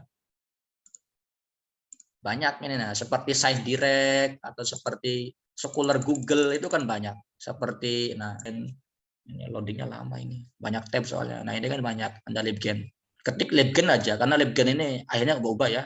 Karena Libgen ini kan kumpulan buku-buku yang memang tidak tidak lisensi pemerintah ya. Ini ilegal. Karena bukunya mahal. Ini yang membuat Libgen tuh motivasinya gini. Kenapa sih ilmu tuh mahal banget ya? Apakah yang kaya aja yang pinter? Yang miskin kayak saya masa nggak bisa kayak mereka S1 S2 gitu. Akhirnya ada motivasi begini ya. Mereka membuat platform digital seperti Library Genesis, PDF Drive dan sebagainya. Kalau buku-buku ada di Kitab Kuning misalkan ada ketik langganan saya untuk sumber ini langganan ketik S1 ini. Kalau nggak ada uang ini mahal ini. Ya download aja sih. Unwanul kitab atau gimana? Ya gini aja. Oh mana bahas langsung ibhas itu. Nah, kan banyak kutub tarojim, faroi itu fikih. Kalau Anda memang kutub tafsir ini banyak nih. Jadi nggak ada alasan, aduh Pak mahal itu bukunya gitu. Ini ya Mas sudah ada komplit, tinggal betah duduk aja gitu. Dan kuncinya gimana Pak supaya betah duduk, betah mereview, betah membaca? Kuncinya satu, penasaran gitu aja udah. Semakin Anda penasaran, semakin Anda betah duduk. Gitu. Kalau udah penasaran tuh ya dikepo stalking terus aja gitu. Saya penasaran sama anak ini, stalkingnya nggak ada hentinya gitu. Sampai nggak kerasa ini krek tulang encok ini kumat di sana. Udah 2 jam stalking ini ya. Oh, ini kan kuncinya penasaran jadi. Kalau belum ada penasaran itu ya belum bisa mereview lama-lama gitu ya. Pernah juga ya ini nggak sombong juga, serta pengalaman sedikit ya. Karena memang saya ini ada murid punya murid di sekolah itu susah baca sekali. Kenapa susah baca? Padahal cara ngajar saya minta privati, ini A, ini Budi, ini Yudi gitu. Makan nasi goreng. Udah saya oh ternyata ini mengalami disleksia. Jadi karena saya penasaran, saya cari kata disleksia di Schooler, di Muraref, di mana ada disleksia. Disleksia itu kan gangguan apa, anak ini bisa berbicara tapi susah mengungkapkan dan tulisan. Bisa ngomong begini tapi kalau nulis susah, baca tulisan disleksia namanya. Bisa karena saraf, bisa karena memang bawaan itu, tapi bisa sembuh.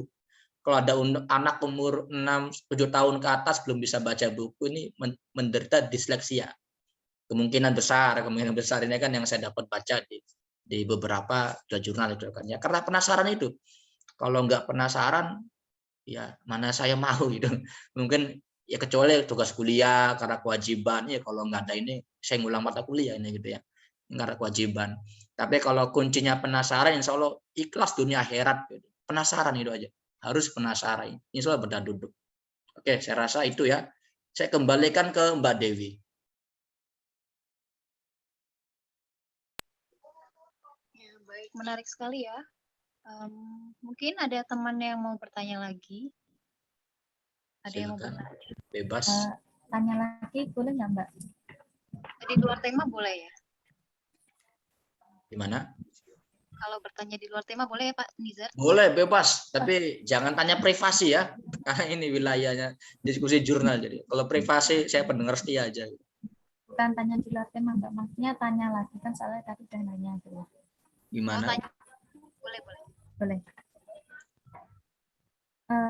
Biasanya kalau apa itu Kak Nizar ngecek plagiasnya cuman di apa tadi?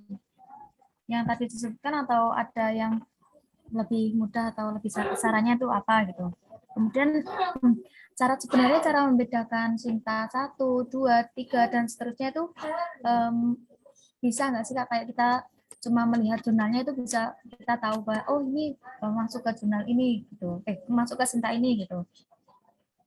Nah kemudian yang ketiga itu ketika kita mencari referensi jurnal itu gini, misalnya jurnalnya kita membahas tentang dakwah, akan tetapi ketika kita mencari referensi jurnal itu kayak apa itu instansi jurnalnya itu tidak, nama jurnalnya tidak jurnal dakwah komunikasi atau apa gitu, itu nggak apa-apa ya atau bagaimana, atau harus yang relevan dengan jurusan dan jurnal kita? Oke, saya jawab langsung ya Mbak ya. Baik, terima kasih. Terima kasih Mbak Lina. Oke, untuk ngecek plagiasi, aduh bentar ya, agak kambuh ini. Ngecek plagiasi ya bisa pakai Turnitin. Kebetulan saya punya akun Turnitin ini, ada enggak ya, disimpan enggak? Akun ini kan berbayar ya. Saya ini cari di Shopee Mbak, lagi nyari-nyari Shopee iseng, oh ternyata ada yang jualan Turnitin bayar, hanya ya berapa sih? Login aja ya. Cari di Shopee. Nah ini kan klik kelas A. Ini Turnitinnya bukan instruktur, tapi student, akun student Turnitin. Jadi kita nggak usah nyari-nyari apa jasa Turnitin, kita udah punya. Ya kalau sebut nominal paling 100.000 lah, buat setahun lumayan itu. Daripada 40%, ini banyak ini. Indeks similarnya banyak, dan dia ngaku. Saya asal ngetik aja bos, asal copas itu pantesan berarti. Ini 21%, 34, 46. Nah akunnya nanti ya bisa lah, apa namanya, ini juga saya autodidak kok. Nggak ada guru yang ngajari, karena memang kalau hal begini tuh sifatnya di YouTube banyak lah cara Turnitin, cara operasikan akun itu banyak. Di Shopee banyak akun Turnitin gitu, udah banyak, cari aja sesuai kantong yang ada gitu. Terus untuk apa namanya, cara tadi gimana pertanyaannya, Bali lupa saya. Membedakan Sinta 1, 2 dan seterusnya. Oke, membedakan Sinta 1, kita kembali ke share screen ke Mozilla ini ya, banyak sekali tabnya. Ya tadi aja dicari, kan Anda ketik sinta.kemendikbud.go.id. Ini kan dulu Sinta ini di bawah naungan Ristek Brin ya, Stek. Jadi akun Sinta di bawah Kemendikbud. Nah, Opus, Google dan sebagainya. Pilih search. Nah, ini harus bersabar makanya. Jumlah Sinta 1, S-Teler, S2, S3, S4, S6 Ini jumlah total 5.990 penerbit jurnal, bukan jurnal ya. Dalam penerbit, nah ini penerbitnya. Ada beberapa edisi. Dalam edisi ada beberapa artikel. Nah ini kalau channel Scopus, Garuda ini agak susah ini. Agak susah, cari yang agak mudah dulu lah, step by step. Misalkan mau cari dua, klik advanced within dua, berarti advanced research, advanced search. Nah misalkan bidang areanya apa, subjek areanya apa, subjek areanya. Berarti kan kalau dakwah itu bidangnya apa, sosial ya. Sosial, klik ada 193 juta wawasan. Ini kan sila 2 semua, ini sosial semua, bidang sosial ekonomi. Nah, ini pendidikan kan sosial juga. Nah, tinggal open link new tab. Nah, klik kanan, klik websitenya. Ini Fakultas Tarbiyah Keguruan. Sekarang nggak ada. Pendidikan masuknya filsafat. Ini jarang sekali, mungkin rare ini. Klik website. Udah diklik website galang sudah 2 ini. Cari arsip. Arsip, pokoknya ada kata arsip aja. Klik arsip, arsip itu arsip gitu. Ya kalau orang Sundanya apa? Arsip, arsip. Nah, ini kan ada beberapa arsip ya. Ini volume 21 nomor 2 Desember. Ini nah ini diklik aja. Enggak ada gibah-gibah enggak jelas gitu. Ngomongin orang ya, mending baca aja gini-gini gitu. Nah, a comparative evaluation of the Lagos. Nah, ini kan bahasa orang-orang pendidikan. Jadi analysis of grammatical cohesion in qiraat text, the reading of Al-Arabiyah baina yadayik ilbuk. Nah, ini ya. Nah, ini kan semuanya tulisan mereka yang terbit. Ada 2 loh. Nah, ini diklik aja ini. Kebanyakan untuk jurnal Indonesia itu open access ya, free.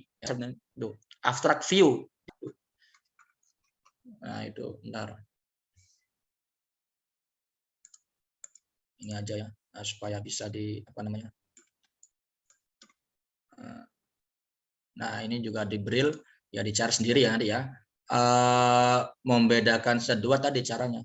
Dengan Anda nyari ke website sudah ada itu banyak. Jadi sekarang itu sudah zamannya big data, keterbukaan informasi. Jadi udah nggak ada alasan kalau apa orang meninggal saja itu beritanya 2 menit udah goyang jempol, share, forward itu kan. Jadi ya sama kayak jurnal, jadi udah leluasa kita ngakses itu ya. Tadi intinya kalau pengen betah duduk betah baca itu harus ada kunci penasaran. Kalau nggak penasaran tuh nggak bisa betah. Kuncinya penasaran aja. Penasaran pengen cari jaket yang termurah, yang diskon di Shopee ya, scroll 2 jam itu nggak kerasan. Ini penasaran ya. Penasaran is the way of life gitu dalam menyusun jurnal. Itu tips dari saya. Kalau Anda punya tips sendiri ya, mangga itu bebas ya, demokrasi aja gitu. Itu ya. Yang ketiga apa Mbak Lina? Lupa saya. Banyakkan pikirannya. Mbak Lina mana ini? Referensi jurnalnya Kak, kayak maksudnya kayak nggak relevan nama jurnalnya, misalnya kita kan jurusannya komunikasi dan penyiaran Islam nih, paling tidak jurnalnya tentang dakwah kayak gitu. Nah, ketika tidak referensinya tidak tentang dakwah atau apa, itu bagaimana? Nggak apa-apa gitu. Tentang relevansi dalam riset ya. Sebenarnya ini ya apa namanya? Sekarang itu sudah tidak zamannya linear. Saya ini kuliah itu gak linear. Tapi serumpun, apa bedanya ya? Beda mungkin misalnya tetangganya gitu ya. Ya ini seperti saya kan filantropi, kan sedekah sosial. Lah aku yang dikutipnya tafsir ini. Ini kan gak relevan. Ya ketika saya membahas seperti ini ya mengatakan tentang agama, misalkan ajakan filantropi sendiri sudah dijelaskan oleh teks keagamaan dengan imbalan yang menggiurkan. Oh, saya ngutip pendapatnya mufasir. Ini kan boleh. Nggak masalah. Jadi nggak ada aturan baku, Mbak. Yang penting tidak melenceng jauh. Seperti saya bilang di awal-awal tema, dalam tema paragraf itu, paragraf terdiri dari beberapa kalimat. Kalimat dari beberapa kata. Ya jelas, ini sudah jadi general knowledge ya. Cuma dalam step by step-nya, nah ini. Apa sih kalimat? Ini harus begini ciri-cirinya. Apa sih paragraf? Nah ini. Kalimat yang mengandung atau menyatakan ide gagasan yang relevan dengan tema tulisan Anda. Di sini nggak ada aturan kalimat yang dikutip oleh jurnal yang satu jurusan dengan Anda. Ini kan terlalu fanatik. Rasis ini namanya ini. Anda nggak menerima orang Papua, Nusantara kalau di Indonesia itu. Ini kan rasis ini, nggak boleh ini. Rasisme dalam kutipan tuh nggak boleh. Ya dikutip nggak apa-apa lah. Gitu. Yang kedua, ide gagasan terkendali, tidak melebar kemana-mana. Ya, kenapa sih ya? Ya pada dasarnya jurnal menjawab satu problem riset. Cukup satu problem riset itu dijawab, nggak usah banyak-banyak. Nah kalau misalkan Anda punya tesis, dalam tesis ada 3 rumusan masalah, itu bisa loh jadikan jurnal. Satu rumusan masalah jadi satu jurnal itu bisa. Ya harus kuat lah paraphrasingnya. Anda juga bisa menggunakan teori siapa, pendekatan siapa. Jadi sekarang ini sudah musimnya transdisipliner. Jadi menggunakan kacamata ilmuwan lain. Jadi walaupun jurusannya komunikasi penyiaran Islam, ya bolehlah menggunakan keilmuan studi kepemudaan, youth studies gitu, atau keilmuan yang sosiologi. Ada juga sosial, misalkan Anda bisa baca bukunya Brian S. Turner tentang sosiologi kontemporer, atau bukunya Max Weber tentang protesan etik, itu kan masih relevan dikutip sebenarnya. Itu penting juga sebenarnya. Kuncinya jangan rasis dalam mengutip. Oh ini bukan jurnal saya, jurnalnya nggak usah deh. Nah, Anda bisa Anda cari ya di sini ya. Saya share lagi ya. Mana ini hilang Mozilla ini? Share. Nah ini bolak-balik ke Mozilla, kasihan Mozilla ini. Nah ini kan lo journalstore.org. Anda kembali ke home lah, klik home. Nah, lama ini harus sabar ya. Memang menunggu itu suatu menyakitkan, tapi semakin menunggu semakin nikmat sebenarnya kalau masalah searching gini dengan kunci penasaran. Nah, diklik aja misalkan dakwah apa ya, kayak ada kuncinya apa keywordnya ini? Your studies gitu aja. Your studies, studi kepemudaan, anak muda, anak TikTok misalkan dan sebagainya, ini kan ada itu yang sosial gitu. Ada berapa result ini dalam Digital.org. Oh, banyak ini. 516.000, berapa kali hatam. Love, Sex, and Gender. Missing in African Child and Youth Studies. Ini bisa dikutip juga. Nah, itu ya. Banyak. Atau Anda bisa lihat akun-akun si Zotero saya ya. Akun tadi saya udah share Zotero mana nih. Itu ya. Zotero saya ini punya beberapa folder. Satu folder aja ini ada 287 item in this view. Ini hanya bahas tentang semantik, etc. ya, dan lain-lain. Nah, Arabic, like, best timer, using new rules. Nah, misalkan ini masih relevan. Jadi jangan narsis dalam mengutip. Loh ini kan tentang jurnal prosedur komputer science, ilmu komputer. Apakah masih relevan? Ulang saya bicara tentang linguistik kok, ini kan komputer tuh. Prosedur jurnal lainnya kan komputer. Nah, agama, interpretasi aksi, filantropi. Ini religi. Saya baca linguistik kok. Nah, sekarang itu sudah terdisipliner, jadi jangan fanatik. Wah, ini sebenarnya kalau ini ya pendapat saya pribadi ya. Jadi linearitas itu menghambat kemajuan knowledge. Jadi ya S1 PAI, S2 PAI, S3 PAI. Jadi saya nggak fanatik, maksudnya nggak menyinggung orang-orang PAI ya. S1 PGSD, PGSD, S3 PGSD. Jadi ketika nulis PGSD melulu, anak-anak jadi nanti akan cenderung mengulang riset, jadi mengulang yang sudah ada. Tapi kalau menggunakan pendekatan keilmuan lain, transdisipliner kan enak, jadi dengan kacamata ini misalkan COVID-19, filantropi masa pandemi COVID. Nah, ini kacamata sosial kemanusiaan, tapi dengan label marketing. Walaupun saya filantropi, saya juga mengutip tentang advertising loh.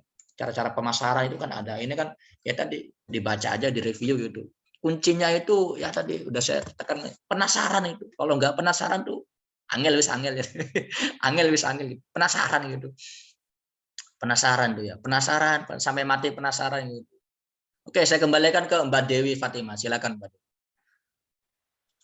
Baik, terima kasih Pak Nizar, itu tadi penjelasannya ya, Mbak Lina. Kita buka sesi yang kedua. Mungkin ada teman-teman yang mau bertanya. Mungkin Bebas, Mas Irfan. masih ada 15 menit sebelum closing statement oleh founder Ruang Riset, oleh Pak Irfan, dosen UIN Metro Lampung. Masih hadir ya Pak Irfan ya? Baik, teman-teman, ada yang mau bertanya lagi? Dipersilahkan.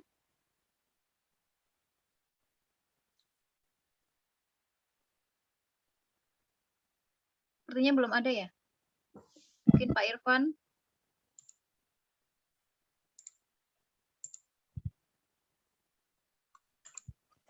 Ya, sebelumnya Assalamualaikum warahmatullahi wabarakatuh. Terima kasih pada Gus Nizar yang telah memberikan materi keilmuan tentang kejurnalan yang alhamdulillah memberikan pencerahan bagi kita sedikit demi sedikit, khususnya saya yang masih beginner sama sekali, masih belum tahu tentang kejurnalan, dan ini masih geliat-geliat, ibaratnya masih start engine untuk menulis. Saya menambahkan tadi ada satu pertanyaan yang belum dijawab oleh Gus Nizar dari teman kita Adi Yusuf dari S1. Bagaimana kalau YouTube itu dijadikan salah satu referensi dalam jurnal ilmiah atau artikel ilmiah? Di sini salah satu dari daftar pustaka atau sumber referensi itu termasuk adalah internet. Kalau kita membatasi bahwa internet, khususnya YouTube ataupun Instagram itu tidak bisa dijadikan sebuah sumber referensi, bagaimana dengan penelitian-penelitian anak media? Bagaimana penelitian-penelitian dari teman-teman media? Contohnya kemarin saya meneliti tentang salah satu bentuk publikasi dari Reuni 212 di YouTube maupun di Instagram. Jadi dari beberapa platform YouTube, website YouTube dan Instagram tersebut saya jadikan sebuah referensi untuk mengulas bagaimana 212 atau kelompok Reuni 212 itu mempublikasikan atau mensyiarkan sehingga banyak orang yang tahu, sehingga saat itu menjadi salah satu upaya rekrutmen dari kelompok 212. Jadi pada intinya sumber referensi itu bisa dari buku itu sendiri, artikel ilmiah, surat kabar, maupun dari internet. Jadi tidak ada batasan, yang terpenting adalah sesuai dengan gaya selingkung atau author guideline yang jurnal yang kita tuju. Saya kira seperti itu. Dan terima kasih sekali lagi kepada teman-teman yang telah hadir pada malam hari ini. Kita masih ada 2 kali pertemuan dan masih tentunya Gus Nizar untuk memberikan materi, mengulas lebih dalam introduction dan metodologi penelitian. Saya kira teman-teman nanti bisa setelah ini bisa mencoba untuk menulis, minimal adalah introduction, one day one paragraph, bagaimana yang telah disebutkan Gus Nizar tadi, 1 paragraf, 2 paragraf, yang penting adalah menemukan gap dari riset tersebut. Saya kira bisa dimulai dari sekarang, dan nanti ketika akhir dari pertemuan sesi yang keempat, nanti Gus bisa distorkan dan bisa didiskusikan di sini, dan nanti bisa dikoreksi sama-sama bareng-bareng dan disyokehkan oleh Gus Nizar. Nanti sebelum di closing atau ditutup Mbak Dewi ya, nanti di on cam semua, nanti kita screen bersama-sama. Terima kasih atas partisipasinya teman-teman semua. Matur suwun. Assalamualaikum warahmatullahi wabarakatuh. Waalaikumsalam. Baik, itu tadi adalah beliau adalah founder dari Ruang Riset. Beliau Mas Irfan, S2 KPI UIN Sunan Kalijaga, yang baru saja diterima menjadi dosen tetap di IAIN Metro Lampung ya, Mas? Rasanya nyawa. Ini namanya rasis, Mbak Dewi.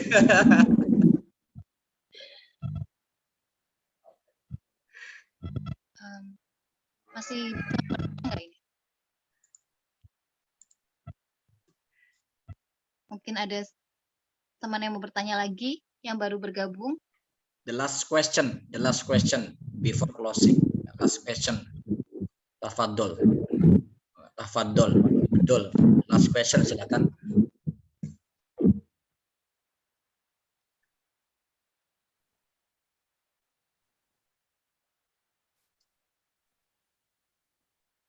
Oke, saya rasa nggak ada ya.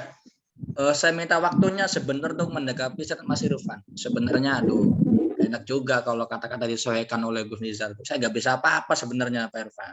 Cuma disuruh ngomong aja nih sama Rifan. Jadi saya ngomong apa adanya gitu ya. Yang penting ngecoblak gitu depan layar, depan kamera gitu. Nggak bisa apa-apa. Jangan anggap saya tutor. Saya nggak mau dari tutor. Saya nggak mau mentutori jenengan. Kita bareng-bareng belajar lah gitu. Kalau saya mentutori itu nggak sopan. Soal adab, nggak punya adab saya. Gitu ya. Saya nanggapi aja gitu. Sebenarnya semua ini idenya Mas Irfan gitu. Itu yang jadi sesuai arahan beliau sebagai founder Ruang Riset. Bisalah minggu depan store gitu. Kita bareng-bareng aja belajarnya gitu. Ya Anda bertanya ke saya, ya saya menerima pertanyaan orang lain, saya juga belajar loh secara nggak langsung itu. Ketika saya nggak bisa jawab, saya cari jawabannya. Berarti Anda dapat pahala loh. Gara-gara Anda tanya saya nggak bisa jawab, saya belajar itu. Coba kalau Anda nggak tanya, saya nggak terima pertanyaan, saya nggak belajar. Kita dapat pahala. Jadi sama-sama. Jadi jangan saya tutor, Anda ditori. Ini sebenarnya, wah ini udah makom-makomnya aulia keramat. Gitu ya. Saya kembalikan ke Mbak Dewi. Gitu. Terima kasih kepada Mas Nizar yang telah mengisi materi pada malam hari ini.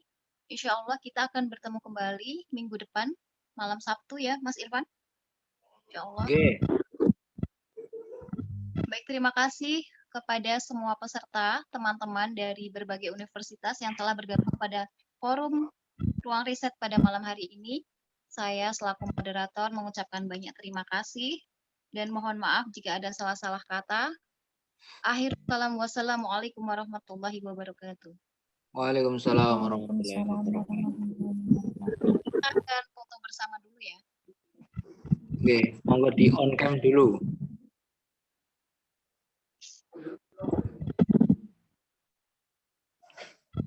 Kok dikasih apa-apa Mbak Dewi? 1,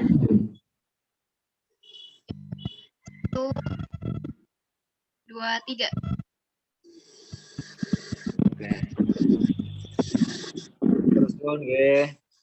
Terima kasih teman-teman, Mas Nizar dan teman-teman. Gus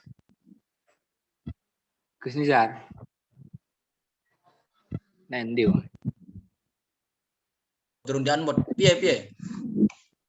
Aku ingin oleh revisian sangko jurnal. Lucu tapi. Yo direvisi digarap Posisi ini ning abstrak itu. Yang paling bawah di abstrak saya yang paling kalimat yang paling bawah itu kan artikel ini hasil dari penelitian ini berkontribusi untuk memberikan sebuah gagasan baru dalam dunia dalam diskursus khususnya keilmuan dakwah. Nah, aku disangkal nih ngono. Apakah Anda yakin paradigma tersebut atau gagasan Anda itu menjadi salah satu gagasan yang terbaru di dunia akademisi khususnya di diskursus dakwah? Sombong ya aku. Jadi nggak boleh klaim sepihak, Pak Irfan. Klaim sepihak tuh gini. Saya orang yang paling mulia di dunia. Padahal ada labelnya lagi, ya Nabi Muhammad dan sebagainya. Itu namanya third claim. Klaim ortodoksi itu harus dihindari dalam jurnal. Karena kita kan jurnal berangkat dari hipotesa, dari gap knowledge, hipotesa itu aja. Itu pun hipotesanya kalau menjadi tesa. Tesa akan muncul hipotesa lagi, muncul tesa lagi, itu kan pasti muter. Ya, makanya kalau klaim sepihak begitu jelas dibantah begitu. Ya, agak merendah gitu. Tapi posisi gini, di abstrak kamu harus memunculkan kontribusi apa yang kamu hasilkan dari penelitianmu di bidang di praktis pada objek penelitianmu atau di dunia akademisi pada diskursus yang kamu kaji, kan gitu. Memunculkan kontribusi, manfaat penelitian. Aku nggak temu itu. Jadi abstraknya sedikit juga mengutip cuplikan dari conclusion, nggak apa-apa, satu kalimat aja. Cuplikan utamanya apa? Karena abstrak itu kan trailer, jadi ya baca abstrak satu paragraf udah paham tulisannya kemana arahnya, itu trailer. Jadi trailer itu nggak usah daki-daki. Kayak misalkan saya ngeliat trailernya Venom loh, Venom yang terbaru 2021 ini kan seru ini. Eddie Brock punya musuh baru lagi itu kan, 3 menit udah dijelaskan. Gitu. Jadi nggak daki-daki, oh bagaimana cara ngalahkan musuhnya itu kan udah ada itu di film Venom itu. Kita udah nonton trailernya aja udah paham. Ya seperti kita baca abstrak itu, oh udah paham.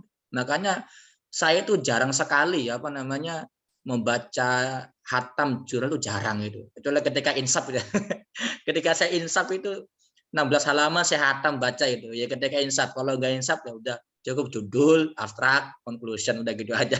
Nggak banyak-banyak gitu. Kalau nggak insaf ya gitu aja. Kalau insaf ya full 16 halaman gitu. Lagi insaf-insafnya itu. Ya, iku maksudnya iku ketentuan dari si pihak Subjektifnya jurnal. mereka berarti ya, penilaian ya. Coba itu daripada ini ya, kayaknya itu nggak ada titik temu ya, bertele-tele. Aku revisi 3 kali iki Sinta loro iku ning. Mending cari ke Sinta 2 yang lebih rendah indeksnya gitu, nggak apa-apa. Biasanya mereka butuh paper baru itu. Iya sih. Kemarin itu ada Gus di Antasari, Win Antasari, jurnal Sinta 2 bahasa Indonesia Mas ya. Dan malah memudahkan. Impact faktornya sih rendah, cuman bisa lah direkomendasikan untuk teman-teman khususnya di bidang sosial studi agama ya, studi agama. Sini jurnal apa lali ya? Menak ya Gus ya anu. Harapannya Gus.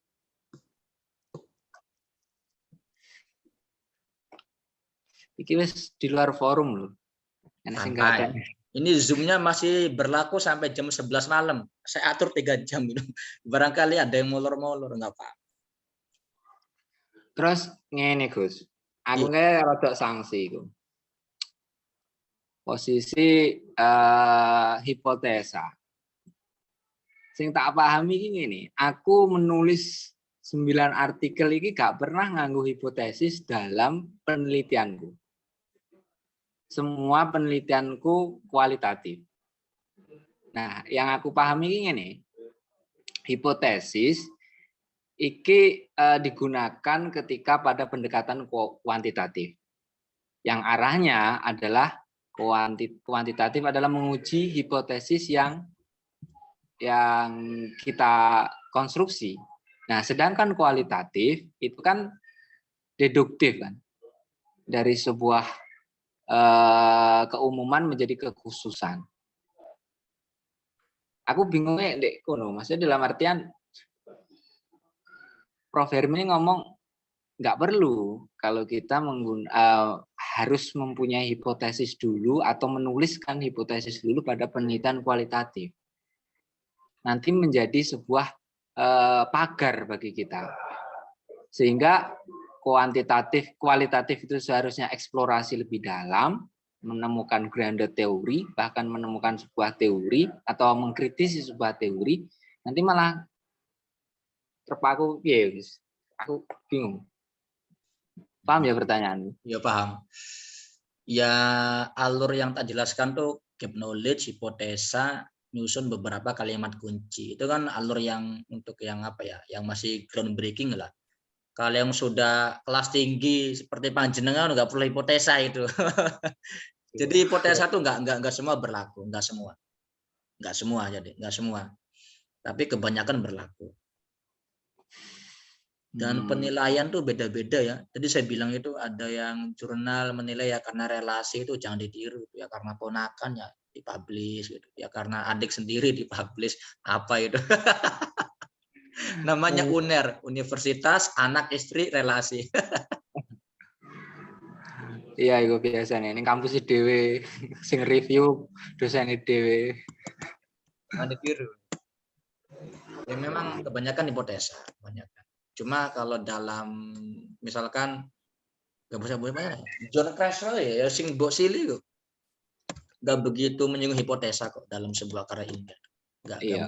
Creswell. Nggak masalah. Pada John Creswell ada lagi Ya kalau tentang Medpen ya, tentang riset method itu ya John Creswell yang dikutip itu. John Creswell. Ya, karena saran saya John Creswell, teman-teman. PDF-nya udah menyebar kok, PDF-nya banyak. Iya. Creswell itu buat teman-teman untuk pedoman metode penelitian. Keren banget dah. Ayo nang kampus durung iki. Ning kampus aku mang teken kontrak. Mantap, Ren. Tunggu nyusul lah, tunggu bidung. Aku sing eling direktor tadi itu ngomong gini. Semakin Anda kreatif dalam menulis, dalam meneliti, semakin dompet Anda juga kreatif. Jadi semangat tahu. Ya jelas lah, kita hidup kan bawa perut, bro. Punya istri tambah perut, punya anak tambah perut, punya cucu tambah perut. Kita kan hidup bawa perut lah, nggak idealis. Memang bener lah kata-kata rektor. Nulisnya kita butuh uang, gitu. Capek bro, goyang jempol aja. Apalagi sama mikirnya itu. Aduh. Belum ini ngadap laptop sampai minus silinder mata ya. Ya bener lah, nulis emang ada apresiasinya harus. Entah itu kenaikan jabatan di Javung atau gimana. Pasti. Nganu Gus. Februari, antara Februari Januari dana hibah medun meneh ning Kemenang. Sampeyan duwe NIDN San. Iya, cuma aku masih fokus iki di Serasi. LPDP tanggung jawab. Ya kapan-kapan nih loh kan ngadain webinar beasiswa. Iya, Mas. Pertemuan kelima ya. Iya, khusus how to get scholarship dalam negeri ya, dalam negeri ya. Nanti di luar negeri cari narasumber lain. Iyalah, LPDP santri. Oh, nek iso kan nek ancen wong mampu ya beasiswa orang tua itu bagi yang mampu lah. Yang sing pas-pasan kan ya carilah kuliah beasiswa. Buddha kuwi duit akeh. Apa udah? Muhammad Dulinuha.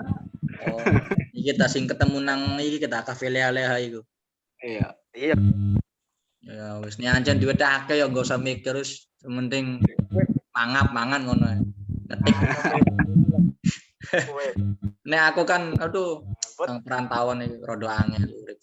Kaligane ya ancen niat belajar ya ancen kepingin. Yo rezekine ono ae nek wong belajar itu. Iya. Ya apresiasi lah kayak menulis sudah. Pastilah Van. Meneh-meneh kok di rumput nama nih tentang ruang riset arah kemana. Ente sebagai founder, aku sebagai pembantu aja lah. Gak usah aneh-aneh. Ini ke ruang asli ini ruang suwong. Iki ora iso apa-apa iki. Sebagai pembantu aja. Nek ente rektor, aku ya pembantu rektor, kora-kora piring ngono ora apa-apa. Sampean asesor dong, nek aku rektor sampean asesor. Oh, lambemu kental. Iki apa? Rektor IAIN kok anu lulusan UGM ngono. Iya, ada Mbak Dewi itu diperdayakan lah. Mbak Dewi mana udah gila. Hadir ya. Aku nyik. Iya. Ya kanca-kanca iki ya nek iso minimal wis duwe reng-rengan. Katakanlah nggih target ya Gus ya. Nggih target Juni iso publish. Wis iki duwe reng-rengan, duwe apa jenenge? Iki direkam loh iki. Lagi direkam recording iki. Di filter bahasanya ya. Misal Desember aku nang Jogja, Van. Aku go mlebu, Gus. Mlebu ku sik Januari. Aduh, men sebulan nyapo kluntang-kluntung.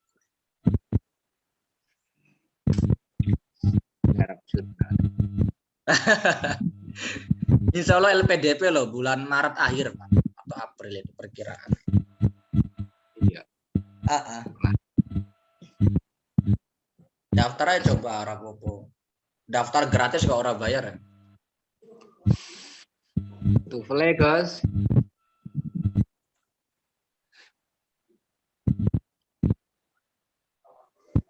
Wis yo tak close aku durung mangan iki luwih. Kempong watak. Siap, matur Oke, suwun. akhirnya ketemu lagi kencannya minggu depan. Siapkan kopi, siapkan Bawa telinga, tulisan, bawa siapkan tulisan. hati, jangan lupa. Suwun, suwun. Suwun, matur Oke, matur suwun. suwun. Assalamualaikum, Mbak Dewi. Nah, ini ya. Langsung close.